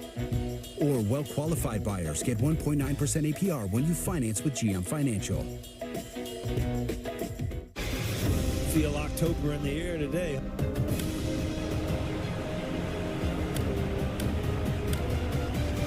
These games mean something. You want to win the division.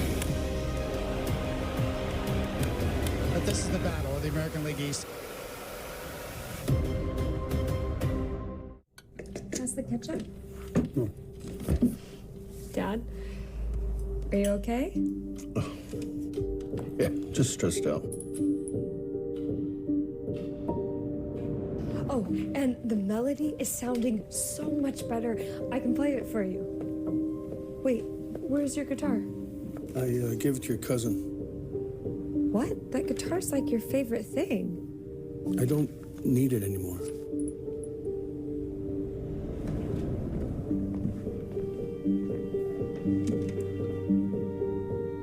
Some days are just better than others. I think you should go talk to someone. It's not that easy.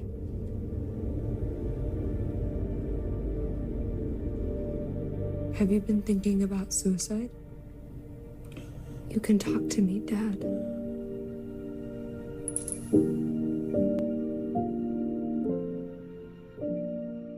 Here comes the heat. Say hello to the Bronx Buds, Yes's first ever animated series for the whole family. And the crowd goes wild. Now streaming. Join Riv, Bash, Oscar, and the rest of their gang for a baseball adventure around the Big Apple. Bronx Pride is on the line. Hexclad presents Bronx Buds. Now streaming exclusively on the Yes app. Powered by Buy-Cow Auto Mall. Magnifico. Popeyes has the best of both wings. Our juicy chicken is marinated to perfection with 2 distinct twists on all 6 flavors. Whether you prefer our spicy bone-in wings or our classic tender white meat boneless wings, we've got the best of both. Isn't it absolutely bonkers that you can walk into a store, hand someone a piece of plastic, and they will willingly hand over Reese's cups? Forget flying cars. This is it. We're at the pinnacle. At Memorial Sloan Kettering Cancer Center, being the Northeast's best cancer center means being the best for you. Pairing the most advanced treatments with the most compassionate treatment. It takes looking at every cancer from every angle. And a care team that looks out for you and everyone you care for. It takes MSK. Is it time yet? It's time. Punch down time for dinner. Oh, it's really big.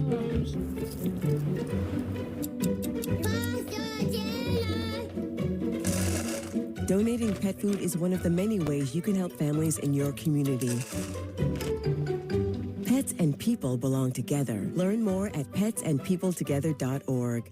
We ask seniors how to prevent Medicare scams. If you get a phone call, do not talk to the person. Never, ever give out your Medicare number. Just hang up. I check my Medicare statements monthly. To report Medicare fraud, contact the Senior Medicare Patrol in your state. Okay, let's go. Top row. EYECARE? Good. Next row. A.M. America? iCareAmerica.org? Yes. Eye Care America helps seniors who haven't had a medical eye exam in 3 or more years. They also help those with an increased risk for glaucoma, and the appointment is often free or at no out-of-pocket cost. It's easy to see if you qualify. Go to EYECareAmerica.org. There's no one better to talk hitting with than a batting champion. Join 5-time World Series champ and 1994 batting champ Paul O'Neill for a 30-minute hitting lesson, then enjoy 4 tickets to a 2025 Yankees home game.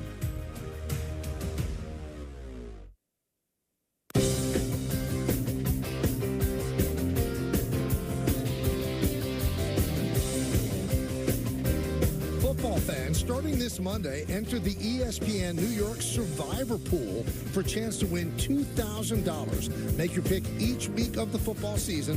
Find out how you stack up against your favorite ESPN New York personalities. But be careful, one wrong pick and you'll be eliminated. Last one standing will take home the title of the inaugural ESPN New York Survivor Pool. You'll be the champion, and you'll also have $2,000. All kicks off this Monday on the ESPN New York app. Also this Monday, we go to 880. That's right. But we'll also be on 98.7 for one final week. So we will be simulcasted on both stations, 880 and 98.7. And then next Friday is the last day we'll ever be on 98.7. All operations, all of our shows will move to 880. And people also should realize that 880 also has an HD function that you can get on the FM dial at 101.1 2, I think it is, HD2. So if you have a car, like an electric car, Michael was concerned that people don't have AM and radio, that you could still find a way to be able to get it on the FM dial. So there's many different ways. 1050 is still a vehicle for us as well, where all our national programming is going to be, and other games and our shows will also be on there on occasion, certainly when there's Met conflicts. But 880 is going to be where we're going to be centrally located, and it will begin on Monday. Love it. Absolutely love it. Let's go to Bobby in Belmore. Bobby. Yeah, hi, guys. How are you? Who cares about Teixeira? Hi, guys. Who cares about Teixeira? He didn't do nothing in the 2009 postseason anyway. And speaking of not doing too much, since 2000, you guys are wondering why people are inquiring about Judge and this, history run, home run hitting, this year and 2 years ago. It's because, since 2018, when he was on fire, the first 2 games of that first round in Boston, he went like 7 for 11. He played that New York song, which actually motivated the Red Sox, which Cora admitted it did. And then he proceeded to go 1 for 8 in that last 2 games of the stadium. The last game was like a 5-4 win. And, he's hit 200 since then in the postseason. And if he wants to be captains like Garrett, Munson, and Jeter, he better hit better than 063 like he did in the Astros in that last playoff series. I don't understand what you're saying, Bob. I'm not quite sure what you're saying. So you can't enjoy the fact that he's having an historic season because you're worried about what he does in the postseason. You're saying they're not getting. No, you're saying you're not getting a big response because that's the reason. But why? I know what I'm saying. I want to know why what you're saying. So he struggles in the postseason. So that means you can't enjoy 62 home runs in the regular season. Well, a lot of fans think like me. A lot of fans. Well, you know what? Then you're miserable. You're a miserable person. No, I'm miserable. Yes, you are. You sound miserable. Listen. I'm sure the Yankees want him to hit. I'm sure he wants to hit. But one thing is one thing. Another thing's another thing. You can't enjoy the fact that he's having an historic season. I am, but you asked why are people not responding as much as they should. I did not ask that. I said I wonder if people are enjoying what they're seeing. Well, I heard Don and Peter saying they weren't responding in 2022 when he was in that home run chase. I mean, But they weren't. But Don and Peter, I can't speak for them, did not say they're not responding because he struggled in the postseason. They want to complain about things. Why is this guy not hitting? They never even concentrate on the fact that Judge was having an historic season. I think this year with Soto, if he doesn't produce in the playoffs this year, the pressure is off him. The pressure's not going to be on him as much as like in past years. He has a great hitter. with him, and I think he has to produce this year. This is and what happens if he doesn't, Bobby? What happens if he doesn't? They're going to release him? What happens if he doesn't? You said he has to. But you're saying he has to. So when you say he has to, there has to be a ramification. If he doesn't, what happens, Bob? Well, people compare him to Jeter and Munson and Garrett. He's not those guys yet. Those guys produce in the postseason. That's just a fact. I'm not saying anything subjective. One of the greatest players in baseball history is A-Rod. And before 2009, couldn't get out of his own way in the postseason. Horrible. And a fan, he was horrible, and Bobby's at least being consistent, because what happened, Michael, during those times? He's winning MVPs, and every Yankee fan's like, so what? I want to see a championship. I want to see him produce in the postseason, and eventually he finally did in 2009. And Bobby's not wrong. I think there are a lot of fans who are like, okay, this is great, but show me something in the postseason, and he's a .211 hitter in the postseason. I'm not saying that they should think like Bobby, but I do think that there are probably a lot of fans who are like, oh, this regular season stuff is great, but I want to see it in the postseason. Now, what happens if he never produces in the postseason, doesn't win a championship? Then I think the way it'll go is that he will never be Derek Jeter. He won't be beloved in that way because of the postseason numbers. They won't trade him. They won't get rid of him. No, but don't you think that might affect his legacy, Michael? If he goes his whole career and doesn't hit in the postseason and doesn't win a championship? It will affect his legacy. I believe it. Don Mattingly never won a World Series at the Yankees. He's one of the most beloved players of all time. But I even said that yesterday. If that had happened today, now the Yankees have not won a World Series going on 15 years. If Don Mattingly played during these 15 years, I'm not sure he would have been beloved. I think the 4 championships in 5 years, there's a whole different generation of Yankee fans. But Don, who probably don't appreciate it. Mattingly was not winning championships in the 18-year stretch that the Yankees didn't win a World Series. Right.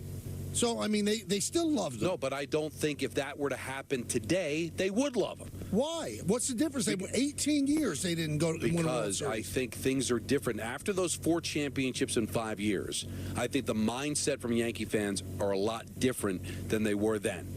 Right? You know, the Yankees went to 3 straight World Series in 76, 77, and 78, and won those 2 World Series in 77 and 78. All right? Went to the World Series, in 81. But they didn't. Those 4 championships in 5 years, the consistency of making the playoffs basically every year, not having a losing record since in 30 years, I think has changed the standard. So if Don Mattingly spent his career now not winning a title, I'm not sure he would have been as beloved. But all I'm fighting back with Bobby is this, okay? When he makes a statement like, well, he better hit this postseason, and then what? They're going to eat the last 7 years of his contract? No, but I think he's saying that he better, meaning that he will not be beloved, no matter how many MVPs. Here's the deal, Don. After the first 3 games against the Red Sox in 2004, where Alex had an unbelievable 3 games, he was terrible in games 4, 5, 6, 7. And he was terrible in 05 and 06 and 07, and they didn't make the playoffs in 08. If they had given up on him, he never would have been the greatest player the team had for the entire postseason. However, in 09, that's just silliness. No, but wait a minute. You could rewrite your history in 1 year. But I don't think he's saying that the Yankees should get rid of him. What he's saying is that he will not be beloved. Alex, no, but you got to be honest. I'm saying you can't. He's got so much career left. How do you know he won't be beloved? But you have to be honest. How many phone calls? This is way before you, Peter. When Alex Rodriguez was winning MVPs and hitting 50 home runs, that the Yankee fans were still beating him up and not appreciating a second of it before 2009 because he hadn't won. But you're right. But then he rewrote his history. Right. So you don't give up on what he said. No. He better do it this year. If not, what? What's going to happen, Bobby? But what's going to happen is that they're not going to appreciate the 60 home runs, and they might start getting on him. If he were to struggle, and he wouldn't be beloved. Like, listen, Jeter's beloved. Listen, honestly, Michael, he's got a lot of baseball left to be played. If I have to bet, I would say that Aaron Judge is going to have a way better career than Derek Jeter. Way better. No way. Like, what are you talking about? The guy has the 4th most hits in baseball history. And this guy might hit the 4th most home runs in history. Who the hell knows? He's got 300 home runs already at 30. The guy. So I think that he might have way more RBIs, way more home runs, hit for a similar batting average to Derek Jeter. I mean, he might turn out to be the better ball player. But Derek Jeter's always going to be beloved because he won 4 championships. But 5. 4 championships. Time dictates, Don, that can't happen. Aaron is 32. He doesn't even have 1,000 hits yet. He can't come close to Jeter's numbers. But Jeter is Jeter because of the 5 championships, Michael. He had peers. It's almost like Judge doesn't have a peer right now. Listen, Derek Jeter got a lot of hits. God love him, and I think he was an underrated fielder. He was never this. Derek Jeter was never, at one time, like the best player in baseball. He was so consistent and won a ton of titles. But what Judge is doing here, Michael, is unbelievable. We were comparing him to a video game. He didn't do that with Derek Jeter. And I've been saying how unbelievable he's been. But I mean, you're taking Derek Jeter, who some people might say is one of the best players who ever lived, and saying he's going to have a better career than Derek Jeter. I mean, if he hit 600 home runs, I guess we could talk about it. I mean, Derek Jeter. I'm looking at his stats. Derek Jeter in '99 was pretty insane, Don. Yeah, but pretty insane. We're talking about a guy that has been absolutely insane. 219 hits, batted .349. But the things that Judge does, to Don's point, the things that Judge excels at excite baseball fans so much that if all things were equal, if he played a shorter career than Jeter, so his numbers weren't there because the career was shorter, but to Don's point, he had the championships, I think he'd probably surpass Jeter. In terms of what, though? Popularity? It's just being a better ball player. Yeah. Well, there's two things. Right. Could he be a better ball player, more valuable, and the way that he's revered by fans? But I really think there was an aura about him. The 4 championships in 5 years, 5 total championships, the consistency, the longevity, never made a mistake. Like, it was just a different time, a different era. It's really unfair to compare the two. They were 2 completely different ball players, different skill sets. But Jeter's beloved because of the championships. Jeter spent his whole career in Pittsburgh and never won a title. You wouldn't be able to appreciate him. But you would have to say that statistically and physically, Alex is a better baseball player than Derek. Yes. Derek is much more beloved than him. Now, you could say, but Alex is not homegrown, all the other issues. I get it. Exactly. But it's not close. You'll hear tomorrow at the ovation. Not close. Right. But he, as great as he was in any given period of time, he had peers. Like I said, like Alex Rodriguez. There's some people that might take Alex Rodriguez over him. I wouldn't take Nomar Garcia-Parra over Derek Jeter, but he was in the vicinity. Like now, over the last 3-4 years, there's nobody even in the stratosphere of Aaron Judge. Listen, I don't want to be. The only reason Ohtani's considered better is because he also can pitch. I don't want to be in the position of even downing Judge at all. Again, I've sang his praises the entire week. The entire year. We're seeing stuff that we might not ever see again.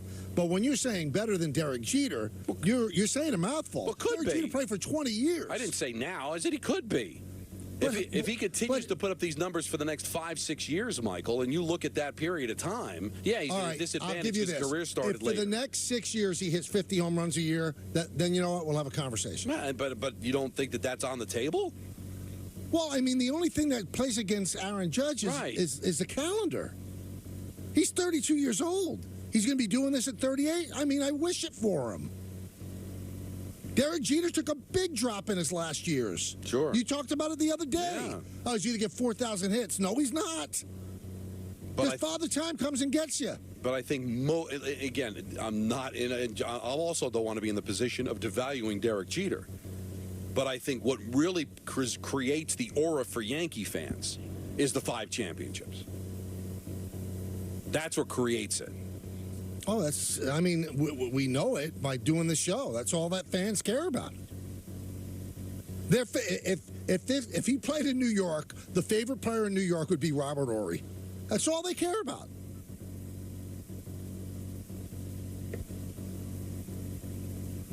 It wouldn't be Carmelo Anthony. It would be Robert Horry. Oh, look, he keeps winning rings. Sometimes it's beyond rings. Baseball's a hard game. Very hard.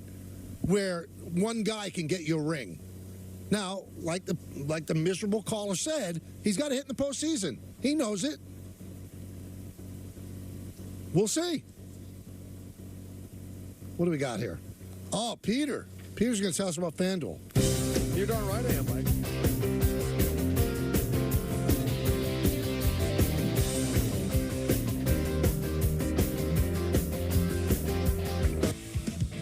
The Michael Kay Show on Yes is brought to you by FanDuel. Make every moment more. This is you, and this is your first hunch of the season. It's parlay time. With FanDuel, a 3-week free trial of NFL Sunday Ticket from YouTube TV will give you many more. Buffalo. It's Broncos time. Psst, I'd take the over. And you can easily act on whichever one speaks to you. Eagles, Browns, Broncos, Bills, they all... And make every moment more. New customers bet $5, get $200 in bonus bets. Plus, every customer gets a 3-week free trial of NFL Sunday Ticket from YouTube TV. Only from FanDuel, America's #1 sportsbook. Your memory is an amazing thing, but sometimes it can start to slow down. But did you know Prevagen can help keep your memory sharp? The secret is the powerful ingredient apoaquarin, originally discovered in jellyfish and found only in Prevagen. In a clinical study, Prevagen was shown to improve memory in subgroups of individuals who are cognitively normal or mildly impaired. Stay sharp and improve your memory with Prevagen. Prevagen, in stores everywhere without a prescription.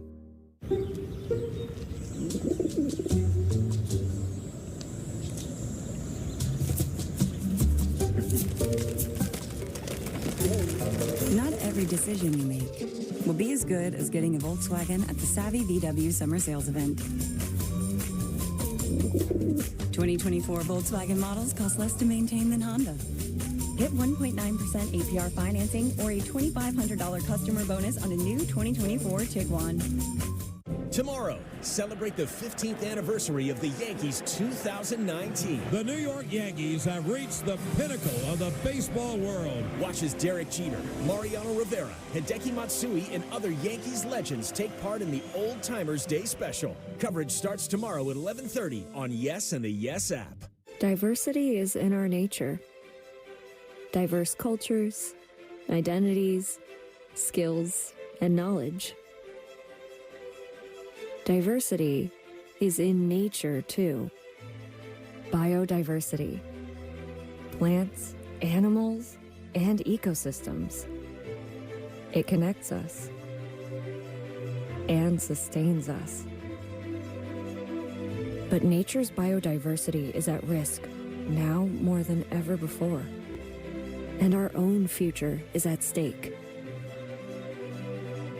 So ask yourself, how can you contribute to protecting all life on our planet? Because the future is in our hands.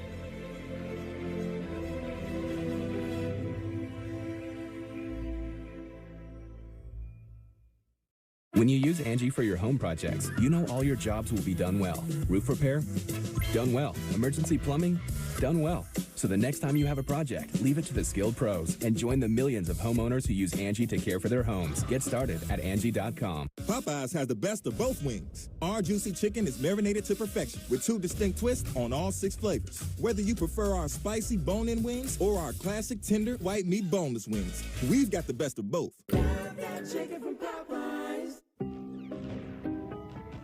Hi. Deprioritized. But it's a work call. Oh, a work call? Deprioritized. T-Mobile home internet relies on cell phone towers, so when their network gets busy, Not the fridge. Come on. you can be deprioritized. It's too bad. It's a good movie. Yeah. Forget T-Mobile cell phone internet. Get home internet that puts you first. Get Spectrum. At First Tee, we teach kids how to play golf, but that's not our end game. Golf is simply our means to teach life lessons that build inner strength, self-confidence, and resilience. It's more than a game. It helps them be more independent, more secure. It has given them more confidence, and I think that helps them with everything else. Come join us at First Tee. Is it possible to be more capable and more practical? Be able to perform here and here. Make a statement while barely making a sound. And command the road, as well as what lies ahead. How we get there matters. Get exceptional offers at your local Audi dealer. The story of my number. 52, 23, 33, 46. The story of my number, presented by the New York Lottery, streaming exclusively on the Yes app. When I was 19 and I was going to shows, I was not thinking about permanent hearing loss. I wasn't thinking about tinnitus. Sometimes my kids are having a conversation with me and that ringing starts in my ear. They're talking to me and I hear their voice, but I can't focus on what they're saying. The audiologist, he told me that most of his clients are not old people. They're kids that have their earphones in. I have a lot of regret about not protecting my ears sooner. Protect your ears at all times, no matter what. It's not something you can get back.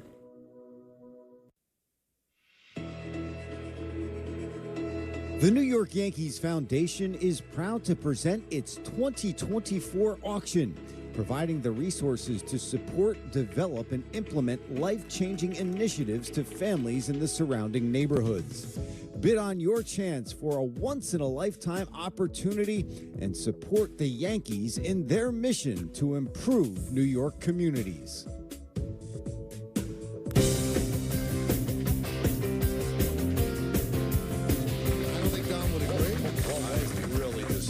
A pedestrian opinion. You know what? I got to agree with you, Don. I got to agree. Disgusting. I really wanted this one. I really wanted it. This portion of the Michael K. Show on 98.7 ESPN brought to you by Mercedes-Benz of New Rochelle, proud member of the Pepe Auto Group, the name you've trusted since 1968. We do want to tell you, have to remind you, listen up, New York. Starting this Monday, August 26th, ESPN New York will have a new dial position on 880 AM. With all the same coverage of your favorite teams on DPHO and Rothenberg, Barton Hahn, and the Michael K. Show. And now, ESPN New York is the radio home of your New York Mets. Oh, that was so awkward for me to say. 880 ESPN New York and the ESPN New York app. Your city, your teams, your ESPN New York. We've been having a lot of fun today. One serious moment. Sunday is the last day of 880, the way you know it right now, WCBS 880. And our hearts go out to everybody that lost their job. And we said this earlier in the week. It's great for everybody here at our station. We're going to one of the powerhouse signals in the history of radio. And that's wonderful for us. It's not wonderful for the people that are losing their jobs. And our hearts go out to them. So just know, it doesn't mean anything, that the people that are moving to 880, we realize the heritage station that it is. We realize what it's meant to the city. And we also realize the people that will no longer have work because of this maneuver made by Odyssey and Good Karma. So our hearts go out to you people. It's awful. It's awful. Yeah, no question. When anybody loses a job in the business, it's awful. So we're sorry. Doesn't make it better, but we're sorry. I'm just seeing some of the reunions that they've had over the last weeks or so. Yeah, it is heartbreaking for sure. Let's go to Dave in Westchester. Dave. Hey, how you guys doing? I got 2 points. Michael, I'm 61 years old, okay? And most Yankee fans, 98% of Yankee fans, including Nick Turturro, who's not a big famous person, don't care. We like what Judge is doing. We love it. We see when he gets up. We're a fan of his. If he does not do it in the postseason, we don't care. We're waiting till October comes. These games are just fun games, and the Yankees are the only team in sports, all four sports, where Don, I'm going to you went off yesterday on a big tirade. It is World Series or no good season. There's no such thing as them getting to the World Series and losing and had a good season. No. That's not the way the Yankees are. You got to change, man. That's what. Let me get my other point is this. All right. You can talk. Let me just get my other point out for Don. I go around telling everybody that Don LaGreca he gets it. He really gets it. He really knows what he's talking about. So I listen to his show. Michael's a great guy. Pete knows what he's doing. I'm telling you, Don, you're way out of bounds. Judge is not even close. He never, ever in the history of life will be in the same category as Derek Jeter. Never. Because of the Even championship. Alan Hahn said it. It's not because of championship. It has nothing to do with championships. Really? It's clutch moments. Alan Hahn said that this was Alan Hahn. 1 second, Dave. Goodbye to Yes, by the way. Batting practice show coming up. Stay here. Go on, Yes. That's a wrap on the show for today and this week. Coming up next, our coverage of the Yankees and Rockies gets underway with Yankees batting practice today. For all of us here on the Michael K. Show, this is Chris Sheeran saying enjoy the game, enjoy your weekend. We will see you Monday at 3 o'clock.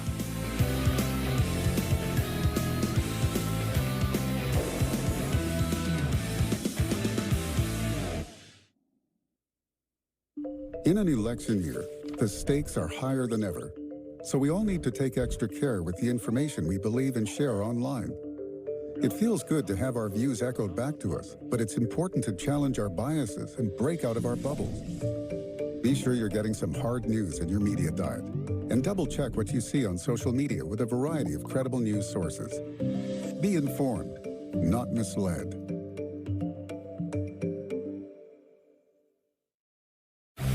The Michael K. Show on